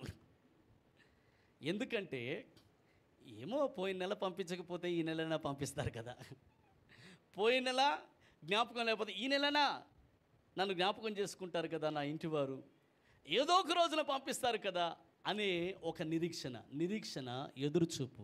నీ జీవితంలో కూడా దేవుని కార్యం ఆలస్యం అయిపోయింది, దేవుడు ఇంకా చేయడేమో అనే నిరాశలను ఉండొద్దు. ఇప్పుడైనా జరుగుతుంది, ఇప్పుడైనా జరగగలదు. దేవుడు ఇప్పుడైనా ఆ కార్యాన్ని చేయగలడు. దేవునికి ఇది ఆలస్యము కాదు. నేను చూస్తాను, ఎదురు చూస్తున్న ఆ కార్యాన్ని నా దేవుడు జరిగిస్తాడు అనే నిరీక్షణతో నువ్వు ఉండు. రెండింతల మేలు ఖచ్చితంగా నువ్వు చూస్తావు. నాకు ఆ నిరీక్షణ ఉంది అన్నవారు గట్టిగా చప్పట్లు కొట్టి దేవుని నామానికి స్తోత్రం చెప్దాం.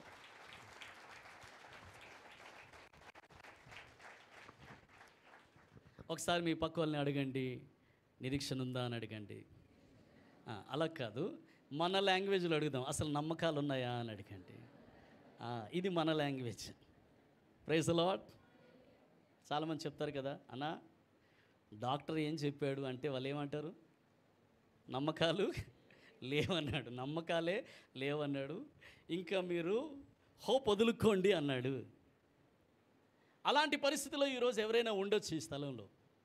దేవుని సేవకుడిగా చెప్తున్నాను, హ్యావ్ హోప్. ఈ నిరీక్షణ నిన్ను సిగ్గుపరచదు. నిరీక్షణతో ఎదురుచూడు. దేవుడు నీ తలను ఎత్తి ఉంచుతాడు. దేవుడు నీ తలను ఎత్తువాడు ఆయనే. నిరీక్షణతో ఎదురుచూడు, రెండింతల మేలు నువ్వు చూస్తావు. 4వది చూద్దాం దేవుని బిడ్డలారా. 2వ రాజుల గ్రంథం 4వ అధ్యాయం 8వ వాక్యం. 2వ రాజుల గ్రంథం 4వ అధ్యాయం 8వ వాక్యం. 2వ రాజుల గ్రంథం 4వ అధ్యాయం 8వ వాక్యం.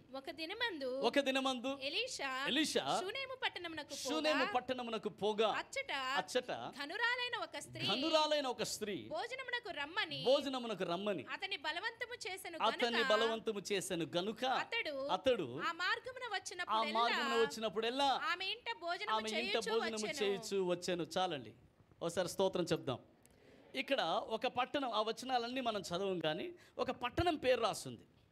ఎలీషా ఒక పట్టణానికి వెళ్తూ ఉన్నాడంట. ఆ పట్టణంలో ఒక స్త్రీ ఉందంట. ఆ స్త్రీ గనురాలైన స్త్రీ అని దేవుని వాక్యంలో మనం చదువుతాం. ఆ పట్టణం పేరేం పేరో చెప్పగలరా? ఆ పట్టణం పేరేం పేరండి? షూనేము. ఆశ్చర్యకరమైన విషయం ఏంటంటే, షూనేము అంటే రెండింతల నెమ్మది. రెండింతల నెమ్మది. అందరు నా వెనకాల చెప్పండి, రెండింతల నెమ్మది. ఇంకొంచెం గట్టిగా చెప్పండి, నెమ్మది లేనోళ్ళు చెప్పండి గట్టిగా. ప్రైజ్ ది లార్డ్, స్తోత్రం చెప్పండి. దేవుని బిడ్డలారా, నెమ్మది అన్నది చాలా గొప్ప ఆశీర్వాదం. నేను అంటాను, ధనము కంటే అది గొప్ప ఆశీర్వాదం, ఆస్తి కంటే గొప్ప ఆశీర్వాదం. దేవుని బిడ్డలారా, ఈ నెమ్మది అనేది దేవుని వల్ల కలిగేది. దేవునితో సహవాసం చేసే వారి జీవితంలో అనుగ్రహించబడేది నెమ్మది. దేవుని వాక్యం అంటుంది, షూనేము పట్టణానికి ఈ ప్రవక్త మాటి మాటికి వెళుతూ ఉన్నాడు, వస్తూ ఉన్నాడు. ఆ షూనేము పట్టణం గురించి బైబిల్ గ్రంథంలో రాయబడిన మాట, షూనేము అన్న మాటకు అర్థం రెండింతల నెమ్మది. రెండింతల నెమ్మది. నెమ్మది లేని నీ జీవితానికి, నెమ్మది కోల్పోయిన నీ జీవితానికి దేవుడు నెమ్మదిని అనుగ్రహించునుగాక. అది నీకు రెండింతలుగా దేవుడు దయచేయనుగాక. పొందగలిగేవారు చేతులెత్తి ఆ మాటను పొందుకోవచ్చు. రెండింతలుగా దేవుడు నెమ్మదిని కలగజేయనుగాక. దేవునికి ఒకసారి గట్టిగా స్తోత్రం చెప్దాం. Double rest. ఈ షూనేము పట్టణానికి ప్రవక్త వచ్చాడు. ఈ స్త్రీ జీవితంలో ఒకే ఒక కొదువు ఉంది, అన్నీ సమకూడున్నాయి, అన్నిట్లోనూ ఐశ్వర్యవంతురాలే, దేంట్లోనూ కొదవలేదు. సంతానం మాత్రం లేదు ఆమె జీవితంలో. ఏ సంతానం కలుగుతానన్న నమ్మకం కూడా ఆమెకి లేదు. అలాంటిది దైవజనుడిని చేర్చుకోవడం వల్ల, ఆ దైవజనుడిని గణపరచడం వల్ల, ఆ దైవజనుడికి కావలసిన ఒక గదిని కట్టించి, ఆ దైవజనుడికి కావలసిన వాటన్నిటిని ఏర్పరిచి, దైవజనుడిని అతని పరిచర్యను గణపరిచినందున దేవుడు ఆమె ఎన్నో సంవత్సరాల నుంచి ఎదురు చూస్తున్న సంతానాన్ని అద్భుత రీతిలో దేవుడు అనుగ్రహించాడు. అది ఒకంత దీవెన. ఆ తర్వాత ఆ కుమారుడు చనిపోతే ఆ కుమారుడిని మరలా బ్రతికించాడు దేవుడు. అది రెండింతల దీవెన. చనిపోయిన ఆ కుమారుడు తిరిగి మరలా తనకు దక్కాడు. అది రెండింతల ఆశీర్వాదం. ఆ స్త్రీ తన జీవితంలో ఆశీర్వాదాలకు ఎక్కడ కొదువలేని ఆశీర్వాదాల్ని ఆమె చూసింది. ఆమె ఒక్కసారి కాదు, రెండింతలుగా నెమ్మదిని అనుభవించింది. ఈ మాట అర్థమైందని వారు స్తోత్రం చెప్దాం. నా దేవుడు రెండింతల నెమ్మదిని నీకు, నీ కుటుంబానికి దేవుడు దయచేయనుగాక. నీ కుటుంబాన్ని కలవరపరుస్తున్న ప్రతి చీకటి అంధకార శక్తి యేసు నామములో తొలగిపోవునుగాక. ఆయన నెమ్మది నీ కుటుంబానికి కలుగునుగాక. గొప్ప నెమ్మదిని, సముద్రం వంటి నెమ్మదిని, నది వలె పొంగి పొర్లే, సెలయేరు వలె ప్రవహించే గొప్ప నెమ్మదిని నీవు, నీ కుటుంబం అనుభవించదురుగాక. అది రెండింతలుగా నీవు పొందుకుందువుగాక. దగ్గరగా ఆమెను చెప్దాం. ఇంకొంచెం గట్టిగా ఆమెను చెప్పండి. మీ పక్కన షేక్ అండి, దీవించండి. రెండింతల నెమ్మదిని కలుగునుగాక, నీ కుటుంబానికి కలుగునుగాక అని దీవించండి.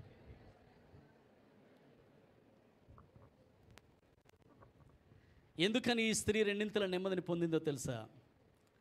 ఈ స్త్రీ పరిచర్యను గణపరిచే స్త్రీ.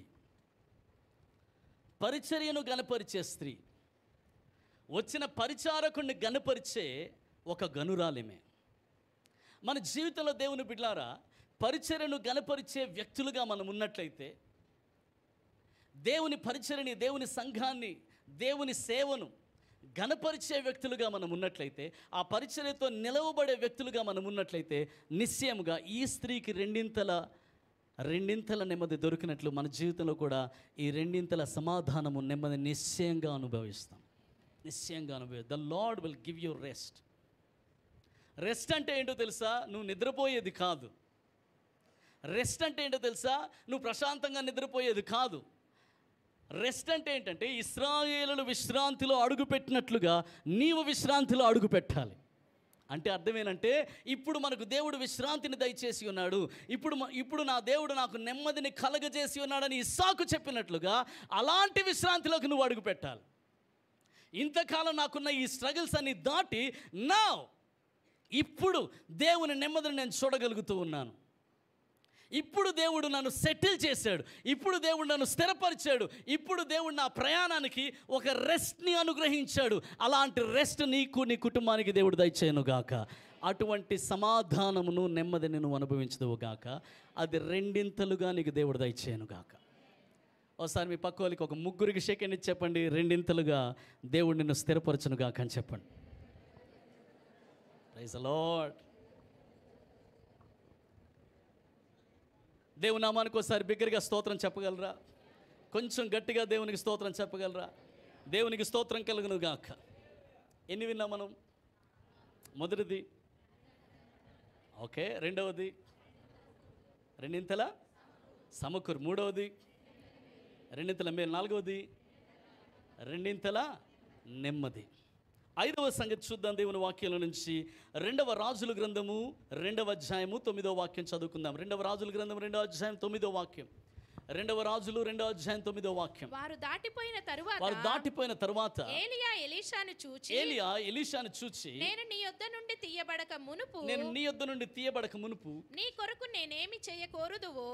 నేనేమి చేయగోరుదువో దానిని అడుగుమని చెప్పగా ఎలీషా నీకు కలిగిన ఆత్మలో రెండు పాళ్ళు నా మీదకి వచ్చినట్లు దయచేయమనెను. చేతులతో ఒకసారి గట్టిగా స్తోత్రం చెప్దాం. దేవుని బిడ్డలారా, ఇక్కడ ఇంకో మాట మనం చూస్తూ ఉన్నాం. ఏంటిదయ్యా ఇది అంటే రెండింతల ఆత్మాభిషేకం. ఆత్మ అభిషేకం. Praise the Lord. దేవుడు మనకు జ్యేష్ఠులైన వారికి, క్రీస్తులో ఉన్న వారికి సమస్తములో రెండింతలు దయచేస్తానని వాగ్దానం చేశాడు. ఇక్కడ ఏలియాను వెంబడిస్తున్న ఎలీషా, నీ రిక్వెస్ట్ ఏంటి? What is that you require? What is that you want from మీ? నా నుంచి నువ్వేం కోరుకుంటున్నావు?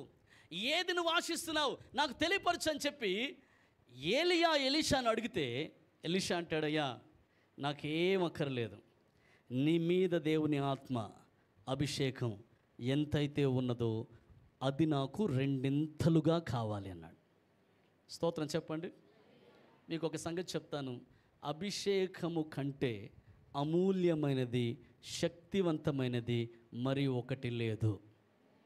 బిగ్గరగా ఆమె చెప్దాం, ఇంకొంచెం గట్టిగా ఆమె చెప్పాలి. దేవుని కార్యాలు జరగాలి అంటే, అవి నీ ద్వారా జరగాలి అంటే నీకు తెలివితేటలు జ్ఞానం ఉంటే సరిపోదు. దేవుని కార్యాలు నీ ద్వారా జరగాలి అంటే నీకు ధనం ఉంటే సరిపోదు. దేవుని కార్యాలు నీ ద్వారా జరగాలి అంటే నీకు అనుభవం ఉంటే సరిపోదు. దేవుని కార్యాలు నీ ద్వారా జరగాలి అంటే అవేవీ లేకపోయినా అభిషేకం ఉంటే నిశ్చయంగా నీ ద్వారా దేవుని కార్యాలు జరుగుతాయి. ఎందుకంటే శక్తి చేత కాదు, బలము చేత కాదు, నా ఆత్మ ద్వారానే ఇది జరుగునని సైన్యములకు అధిపతి యెహోవా సెలవిచ్చుచున్నాడు.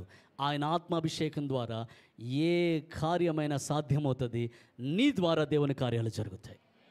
అది ఎంత అడుగుతున్నాడు ఎలీషా? ఎంత అడుగుతున్నాడంటే, అయ్యా నీ పరిచర్యలో నువ్వు ఎంత అభిషేకాన్ని చూసావో, నీ పరిచర్యలో ఎన్ని గొప్ప కార్యాలు చేసావో, అంటే నీ పరిచర్యలో ఎంతమంది చనిపోయిన వారిని లేపావో, నీ పరిచర్యలో ఎంతమంది కుష్ఠరోగులు శుద్ధీకరించబడ్డారు, నీ పరిచర్యలో ఎన్ని వేల అద్భుతాలు జరిగాయో వాటికి డబల్గా నా పరిచర్యలో జరగాలి, వాటికి రెండింతలుగా నా పరిచర్యలో జరగాలి.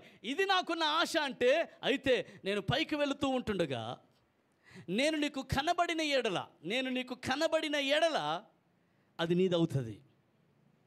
ఏలియా పైకి వెళ్తూ ఉన్నాడు, సుడిగాల్లో ఆయన పైకి వెళ్తూ ఉన్నాడు. దేవుని రథం వచ్చి ఏలియాను పైకి తీసుకొని వెళ్తూ ఉంది. ఈ వ్యక్తి కింద నుంచి అరుస్తూ ఉన్నాడు, నా తండ్రి, నా తండ్రి, ఇశ్రాయేలుకు రథములను రౌతులను నీవే కదా. నా తండ్రి, నా తండ్రి, ఇశ్రాయేలుకు రథములు రౌతులు నీవే కదా అని అరుస్తూ ఉన్నాడు.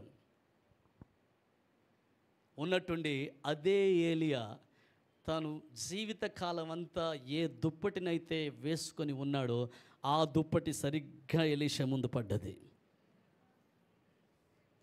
ఆ దుప్పటిని ఎలీషా తీసుకున్నాడు. ఏలియా ఎలా యోర్దాను నదిని 2 పాయలుగా చేశాడు, ఎగ్జాక్ట్లీ ఎలీషా కూడా అలాగే 2 పాయలుగా చేశాడు. దేవునికోసారి గట్టిగా స్తోత్రం చెప్దాం. అంతేకాదు, అవతల ఉన్నవారంట ఏలియా మీద ఉన్న ఆత్మ ఈయన మీద ఉంది అన్నారు. ఏలియా ఎన్ని ఆశ్చర్యకార్యాలు, ఎన్ని అద్భుత కార్యాలు తన పరిచర్యలో చూశాడు, అనుభవించాడు, వాటికి 2 ఎలీషా అనుభవించాడు. నిశ్చయంగా 2 అభిషేకం ఎలీషా మీదకి దిగి వచ్చినట్లుగా నా తండ్రి నీ మీదకి అటువంటి గొప్ప అభిషేకాన్ని దించునుగాక. ఆ అభిషేకాన్ని నువ్వు అనుభవించదువుగాక. స్వరమెత్తి 2 చేతులు పైకెత్తి 2 అభిషేకం అని స్వరమెత్తి చెప్దాం అందరూ. ఇంకొంచెం గట్టిగా చెప్పాలి, ఇంకా బిగ్గరగా చెప్పాలి. దేవుని కార్యాలు మీ ద్వారా రగులుకొనుగాక. 2 అభిషేకాన్ని మీరు చూచుదురుగాక. 2 అభిషేకంలో మీరు వాడబడుదురుగాక. 2 అభిషేకంలో మీరు కదులుదురుగాక. 2 అభిషేకం మీ ద్వారా లోకములోనికి వెళ్ళి దుష్ట సంఖ్యలలో ఉన్న ప్రతి ఒక్క బిడ్డ విడుదల పొందునుగాక. నీవు పొందిన ఈ అభిషేకం నీ ఇంట్లో పని చేయనుగాక, నీ ఆఫీసులో పని చేయనుగాక. నువ్వు ఎక్కడ అడుగు పెడితే అక్కడ ఈ అభిషేకం గొప్ప కార్యాలు రగిలించునుగాక. యేసునామములో చప్పట్లు కొట్టి ప్రభు ఈ అభిషేకాన్ని అనుగ్రహించడని నమ్మి దేవునికి వందనాలు చెల్లిద్దాం. 2 అభిషేకాన్ని దేవుడు అనుగ్రహించు. దేవుడు చేతులతో సరిగట్టిగా స్తోత్రం చెప్తామా? ఒకసారి నా వెనకాల చెప్పండి. నమ్మకమైన వారికి 2 అభిషేకం అందుబాటులో ఉంటుంది. ఎవరికి అందుబాటులో ఉంటుంది చెప్పండి? చెప్పాలి, కొంచెం గట్టిగా చెప్పాలి. ఓకే, అభిషేక కూడికలకు నేను వ్యతిరేకని కాదు. చాలా చోట్ల ఈ అభిషేక తైలం నువ్వు రాసుకుంటే, నేనిచ్చే ఈ తైలం నువ్వు రాసుకుంటే, నా మీదెంత అభిషేకం ఉందో అంత అభిషేకం నీ మీదకి వస్తుంది. నా మీదెంత అభిషేకం, నేనెంత అభిషేకంతో వాడబడుతున్నానో అంత అభిషేకంతో నువ్వు వాడబడతావు అని చెప్పి పెద్ద పెద్ద పోస్టర్లు, ఫ్లెక్సీలు వేసి జనం వేలాది మంది సమకూడి మనం ఏమీ చేయాల్సిన అవసరం లేదు, అభిషిక్తుని దగ్గరికి పర్రమని పరిగెత్తుకొని వెళ్ళి కుళాయి కింద బిందు పెట్టినట్టు మన తలకాయ ఆయన కింద పెడితే, మన నెత్తి మీద ఆయన చేయి పడ్డదంటే, ఆ కొబ్బరి నూనె, ఆ ఒలివ నూనె నా మీద ఆయన పోసాడంటే ఇక ఆయన ఇంకెందుకు పనికిరాడు, ఆయన కంటే డబల్గా నేను వాడబడతాను. రాంగ్. Praise the Lord. మీకు వాక్యం అర్థమైన స్తోత్రం చెప్పండి, చెప్పాలి. Hallelujah. Anointing, double portion of the anointing for the ministry, it does not come from such occasions. అలాంటి అభిషేక కూడికలలో పరిచర్యకు కావలసిన అభిషేకాన్ని ఎవరూ పొందలేరు. మరి దేవుని శక్తి విడుదలవుతుందా? విడుదలవుతుంది. స్వస్థత జరుగుతుందా? జరుగుతుంది. దేవుని కార్యం ఏదైనా జరుగుతుందా? జరుగుతుంది. ఏదైనా రెస్టోరేషన్ జరుగుతుందా? జరుగుతుంది. ఏదైనా అద్భుతం జరుగుతుందా? జరుగుతుంది. ఈ కార్యాలన్నీ జరుగుతాయి. బట్ ఫర్ ద మినిస్ట్రీ, కానీ పరిచర్యకు అభిషేకం అలా పరిగెత్తి కొబ్బరి నూనె రాసుకున్నంత మాత్రాన లేదా ఆయన చేయి పెట్టినంత మాత్రాన రాదు. ఏ అభిషేకం వాడబడిన ఆ సేవకుని కంటే 2 అభిషేకం అలా రాదు. Praise the lord. ఓ మీటింగ్కి వెళ్తే ఓ సహోదరి నన్ను అడిగింది, జానన్న నాకేం అక్కర్లేదన్నా, నీ మీదున్న అభిషేకం 2 నాకుంటే చాలన్నా. అయితే నువ్వు అలాగే వెంబడించాలమ్మా అని చెప్పా. స్తోత్రం చెప్పండి, చెప్పండి. హల్లెలూయా. ఇదిగో నా కొబ్బరి నూనె కాదు, అలా రాదు. నువ్వు ఎంత నమ్మకంగా వెంబడిస్తావో అంతటి అభిషేకాన్ని మోస్తావు. ఎంత నమ్మకంగా నువ్వు వెంబడిస్తావో అంతటి అభిషేకం నీ మీద ఇంపార్ట్ అవుతుంది.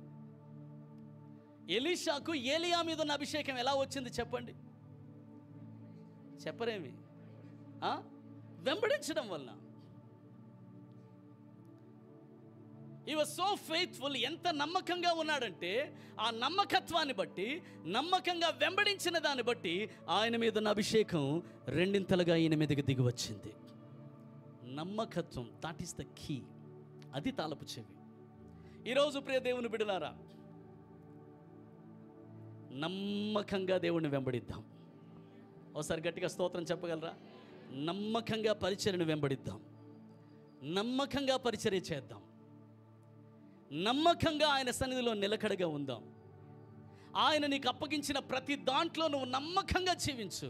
చాలు, దేవుడు నీవు చేయవలసిన సేవకు కావలసిన రెండింతల అభిషేకం ఖచ్చితంగా నీ మీద కుమ్మరిస్తాడు. ఆ అభిషేకాన్ని ఎలీషా పొందినట్లు నువ్వు పొందుతావు. ఈ మాట అర్థమైందన్న వారు గట్టిగా చప్పట్లు కొట్టి దేవునికి వందనాలు చెల్లిద్దాం. మీ పక్కోళ్ళకి షేక్ అండ్ ఇచ్చి చెప్పండి, రెండింతల అభిషేకాన్ని నువ్వు అనుభవించుదువుగాక. Praise the Lord. ఒకసారి గట్టిగా స్తోత్రం చెప్తారా? ఇంకా బిగ్గరగా స్తోత్రం చెప్పండి. అలసిపోయారా అని మిమ్మల్ని అడగను. కొన్ని ముఖాలైతే అలసిపోయే కనబడుతున్నాయి. Praise the Lord. ఒకసారి స్తోత్రం చెప్పగలరా? అయితే మరొక 2 విషయాలు మీతో పంచుకొని ప్రార్థన చేస్తాను. ఆ 2 విషయాలు విన్న వరకు మేము అలసిపోమన్నా అన్నవారు స్తోత్రం చెప్పండి. ఓకే, మొదటిది ఏంటి చెప్పండి? రెండింతలా. ఇక చూడండి, చాలామందికి 100కి 100 మార్కులు వస్తున్నాయి, కొంతమందికి 100కి 50 వస్తున్నాయి. ఓకే, మొదటిది ఏంటి చెప్పండి? ఓకే, రెండింతల ఘనత. రెండవది రెండింతల సమకూరు. మూడవది రెండింతల మేలు. నాలుగవది, బాబు ఇక్కడ పేపర్ లీక్ అయిపోతే అందరూ చెప్తారా? ఓకే, రెండింతల నెమ్మది.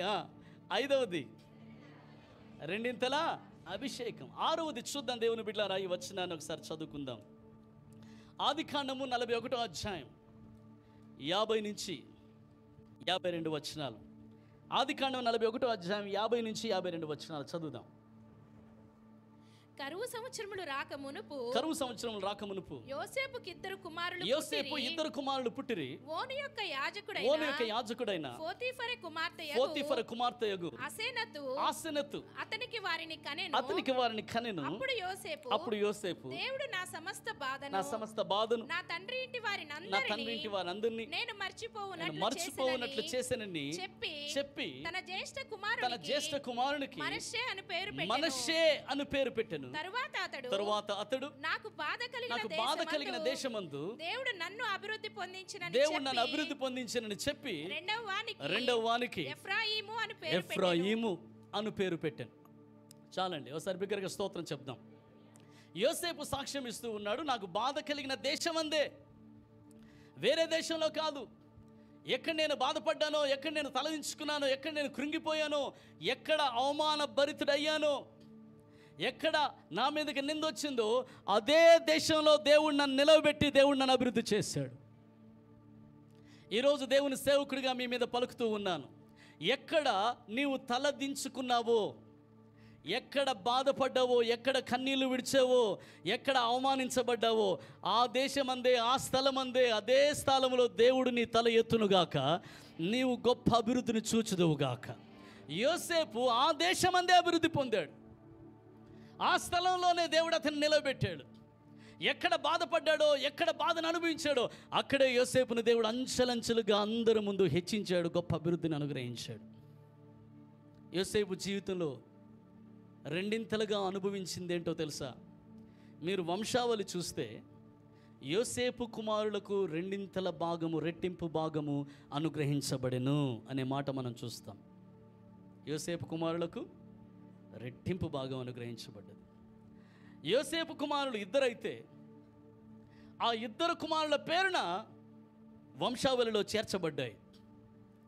యోసేపు పేరు లేదు, కానీ వంశావళిలో యోసేపు పేరుకు బదులుగా 2 పేర్లు చేర్చబడ్డాయి, మనష్షే మరియు ఎఫ్రాయిం. యోసేపు తన జీవితంలో రెండింతలుగా దీవించబడిన వ్యక్తి, రెండింతలుగా ఆశీర్వదించబడిన వ్యక్తి, రెండింతలుగా తన జీవితంలో ఫలించిన వ్యక్తి అని మనం చూడవచ్చు. రెండింతలుగా ఫలించాడు. ఎందుకంటే మనష్షే అన్న పేరు నాకు అర్థం మర్చిపోవుట. ఎఫ్రాయిము అంటే డబల్లీ ఫ్రూట్ఫుల్, రెండింతల ఫలింపు అని అర్థం. దేవుని బిడ్డలారా, యోసేపును నిజంగానే రెండింతలుగా దేవుడు ఫలింపజేశాడు. రెండింతల ఫలింపును దేవుడు యోసేపుకు అనుగ్రహించాడు. కారణం ఏంటంటే యోసేపు క్షమించి మర్చిపోయే గుణలక్షణం యోసేపుకు ఉన్నది కనుక రెండింతల ఫలింపును చూడగలిగాడు. ప్రియ సహోదరి సహోదరులారా,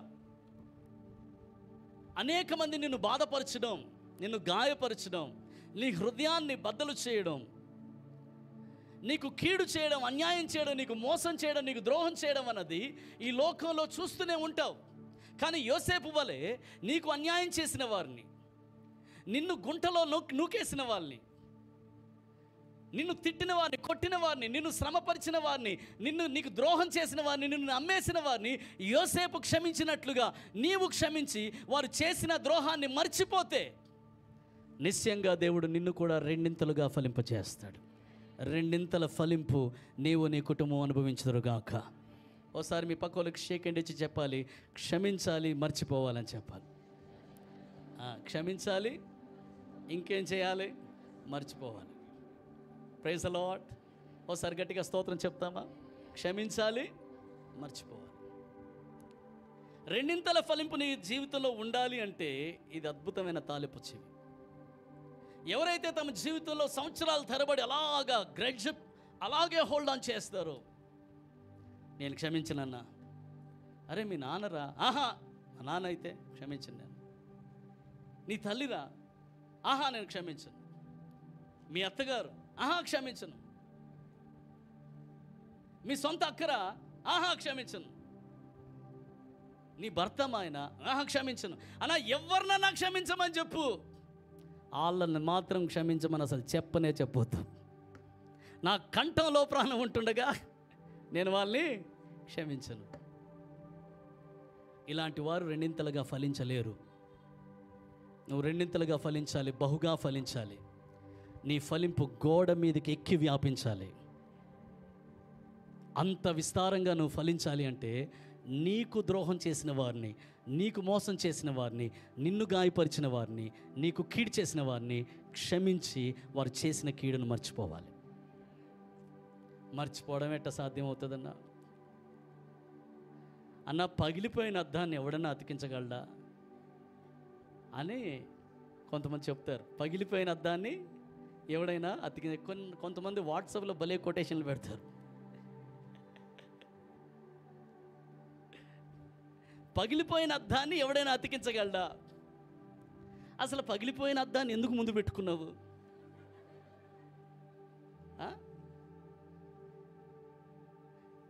ఎవరో ఏదో ఇసిరారు నీ మీదకి, నీకు తగలబోయి అద్దానికి తగిలింది, అద్దం పగిలిపోయింది. ఆ అద్దాన్ని నువ్వు చూస్తున్న కొద్దీ ఏం జ్ఞాపకం వస్తుంది? వాళ్ళు ఇసిరిందే జ్ఞాపకం వస్తుంటుంది. అద్దం పగిలిపోయింది, అద్దం పగిలిపోయింది, అద్దం పగిలిపోయింది, నా గుండె పగిలిపోయింది, అద్దం పగిలిపోయింది. ఈ పగిలిపోయిన అద్దం ఎలా అతకదో నా గుండె కూడా వాళ్ళ పట్ల అలా అతకదు. పౌలు ఒక సూత్రం చెప్పాడు. ఏమని చెప్పాడు తెలుసా? అవతల వాళ్ళు చేసిందా నువ్వు మర్చిపోలేవు, నిజమే, కానీ నిర్లక్ష్యము చేయగలవు అన్నాడు. వెనుకున్న వాటిని మరచి, జరిగిపోయిన వాటిని మరచి. చెప్పండి మీ పక్క వాళ్ళకి, జరిగిపోయిన వాటిని మరచి. మనస్సే అంటే ఏంటి? మరచిపోవుట. వెనుకున్న వాటిని మరిచి అంటే అర్థం ఏంటంటే వెనక జరిగిపోయిన వాటిని ఇక మాటికి ఎత్తకుండా వాటిని నిర్లక్ష్య పెట్టి, ఏ సంఘటన జరిగిందో కొన్ని సంవత్సరాల క్రితం జరిగిపోయింది, వదిలేదాన్ని, ఇంకా క్షమించి విడిచిపెట్టు, దాన్ని నిర్లక్ష్యం చేయు. ఆ వ్యక్తితో మరలా సమాధానపడు. దేవుని గొప్ప ఫలింపు, రెండింతల ఫలింపు నీ జీవితంలో అడుగు పెట్టడం నువ్వు చూస్తావు. ఈ మాట దేవుడు మన జీవితంలో చేస్తాడని నమ్మిన వారు గట్టిగా చప్పట్లు కొట్టి దేవునికి స్తోత్రం చెప్తాం.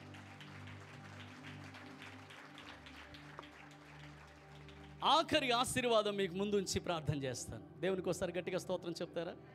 మొదటి ఆశీర్వాదం ఏంటి చెప్పండి? రెండింతల ఘనత. Very good. రెండవది రెండింతల సమకూర్పు. మూడవది రెండింతల మేలు. నాలుగవది, ఈరోజు ఎంత అద్భుతంగా వింటున్నారంటే వీళ్ళందరికీ బిర్యానీ పెట్టి పంపించాలన్నది నాకు. హల్లెలూయా. రెండింతల నెమ్మది, తర్వాత రెండింతల అభిషేకం, తర్వాత రెండింతల ఫలింపు, ఆఖరిగా రెండింతల ఆశీర్వాదం. దేవునికి ఒకసారి చేతులెత్తి స్తోత్రం చెప్దామా? రెండింతల ఆశీర్వాదం. యోబు గ్రంథం, పుట్ ద రిఫరెన్స్ నాన్న, 42వ అధ్యాయం 10వ వాక్యం చదువుకుందాం. ఇది చూసి మనం ప్రార్థన చేద్దాం.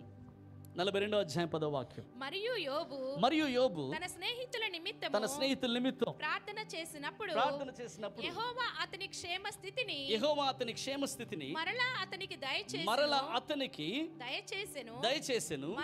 మరియు యోబునకు పూర్వము కలిగిన దానికంటే రెండంతల అధికముగా యెహోవా అతనికి దయచేసెను. దేవునికి ఒకసారి గట్టిగా స్తోత్రం చెప్దాం. మీ పక్క వాళ్ళని చూసి చెప్పండి, దేవుడు ఎప్పుడు లెక్క తప్పడని చెప్పండి. Praise the lord.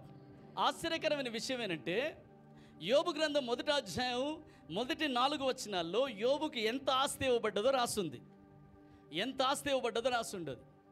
అలాగే 42వ అధ్యాయానికి వచ్చి 11వ వచనాన్ని చదివితే అక్కడ యోబుకు సెకండ్ టైం మరలా ఎంత ఇవ్వబడ్డదో రాసుంది. దేవునికి ఒకసారి గట్టిగా స్తోత్రం చెప్తామా? దేవుని బిడ్డలారా, మొదట ఎంత ఇవ్వబడ్డది, తర్వాత ఎంత ఇవ్వబడ్డది కంపేర్ చేసి చూస్తే ఎగ్జాక్ట్లీ దేవుడు రెండింతలుగా దయచేశాడు. మొదటి అధ్యాయంలో మనం చదివితే 500 జతల ఎడ్లు అలా ఉందనుకుందాం. ఆఖరి అధ్యాయానికి వచ్చి చూస్తే 1000 జతల ఎడ్లు, 500 ఆడుగాడిదలు అక్కడ రాస్తుంది, 1000 ఆడుగాడిదలు. ఇలా అక్కడ 500 ఉంటే ఇక్కడ 1000 ఉంది. అక్కడ ఉన్న నెంబర్కి ఎగ్జాక్ట్లీ దేవుడు డబుల్ పోర్షన్ యోబుకు అనుగ్రహించాడు. సరిగ్గా రెండింతలు చేసి దేవుడు దాన్ని అనుగ్రహించాడు. నీ జీవితంలో కూడా దేవుడు నువ్వు కోల్పోయిన సమస్తాన్ని రెండింతలు చేసి మరలా నీకు అనుగ్రహించునుగాక. నేను గట్టిగా ఆమెను వినాలనుకుంటున్నాను. నువ్వు కోల్పోయావు, ఆస్తిని కోల్పోయావేమో, ఎంత కోల్పోయావో సరిగ్గా దేవుడు దాన్ని డబల్ చేసి దేవుడు నీకు అనుగ్రహించునుగాక. ఒక ఇంటిని కోల్పోయి ఉండొచ్చు, దేవుడు దాన్ని డబల్ చేసి మరలా నీకు అనుగ్రహించునుగాక.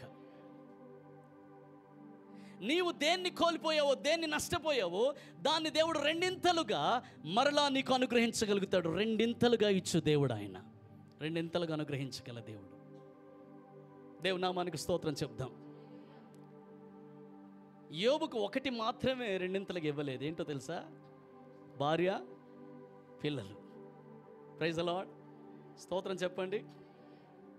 అన్నిట్లో దేవుడు రెండింతలు ఇచ్చాడు, కానీ భార్యలో రెండింతలు ఇవ్వలే. భార్యని, అదే భార్య, ఆ పాత భార్యనే దేవుడు ఇచ్చాడు. మనసు మార్చి కొత్తగా దేవుడు ఇచ్చాడు. కొంతమందికి ఎంత సంతోషమో. అన్నీ రెండింతలు ఇస్తాడా దేవుడు? అన్నీనా? ఆస్తిని రెండింతలుగా దేవుడు చేశాడు, ఐశ్వర్యాన్ని రెండింతలుగా దేవుడు చేశాడు, కష్టార్జితాన్ని రెండింతలుగా చేశాడు, గృహాలని, ఇళ్ళని, వస్తు సామగ్రిని అన్నిటినీ రెండింతలుగా చేశాడు. భార్యని, పిల్లల్ని మాత్రం మొదట ఎంతమందో తర్వాత కూడా అంతే మందిని దేవుడు ఇచ్చాడు. Praise the Lord. దేవునికి ఒకసారి చేతులెత్తి స్తోత్రం చెప్దాం, ఇంకా బిగ్గరగా స్తోత్రం చెప్దాం. దీనికి కారణం ఏంటి? ఎందుకు యోబు రెండింతలు ఆయన జీవితంలో పొందుకుని రెండింతలుగా ఆశ్రయించబడ్డానికి గల కారణం ఏంటి అంటే, దేవుని వాక్యం మనం చదువుకున్నాము. యోబు తన స్నేహితుల నిమిత్తము ప్రార్థన చేయగా అని రాస్తుంది. యోబు తన స్నేహితుల నిమిత్తం ప్రార్థన చేయగా. బా, ఎంత మంచి వచనమన్నా. నేను కూడా నా స్నేహితుల గురించి ఖచ్చితంగా ప్రార్థన చేస్తాను. వారు ఖచ్చితంగా స్తోత్రం చెప్పండి. హల్లెలూయా. మీ పక్క వాళ్ళకి షేక్ హ్యాండ్ ఇచ్చి చెప్పండి, నేను కూడా నీ స్నేహితుడినే కదా, నేను కూడా నీ స్నేహితురాలనే కదా అని చెప్పండి. Praise the Lord. యోబు ఎవరి కోసం ప్రార్థన చేశాడంట? కాబట్టి ఇప్పుడు మీరు ఎవరి కోసం ప్రార్థన చేయాలి? మన పక్క వాళ్ళ కోసం, మన స్నేహితుల కోసం ప్రార్థన చేయాలి. అయితే యోబు స్నేహితులు వేరు, మీ పక్కన కూర్చున్న స్నేహితులు వేరు. యోబు ఏ స్నేహితుల గురించి ప్రార్థన చేశాడంటే, ఏ స్నేహితులైతే యోబు ఏమనుకుంటున్నావయ్యా నువ్వు? యోబు, నీదే తప్పంతా, నీ పిల్లలు చచ్చిపోవడానికి కారణం నువ్వే. నీ ఆస్తి కోల్పోవడానికి కారణం నువ్వేదో తప్పు చేసావు, నువ్వు చేసిన తప్పు వల్ల ఇట్లా నీకు అంటుకుంది, నువ్వు నష్టపోవడానికి కారణం నువ్వే యోబు అని చెప్పి మాటికి నిందించిన ఆ స్నేహితుల కోసం యోబు ప్రార్థన చేశాడు. అంటే నువ్వెవరి కోసం ప్రార్థన చేయాలి? ఇదిగో వాక్యం జానన్న చెప్తున్నాడు, ఈరోజు నుంచి నువ్వు నా కోసం, నేను నీ కోసం ప్రేర్ చేసుకుందామే. కాదు అట కాదు,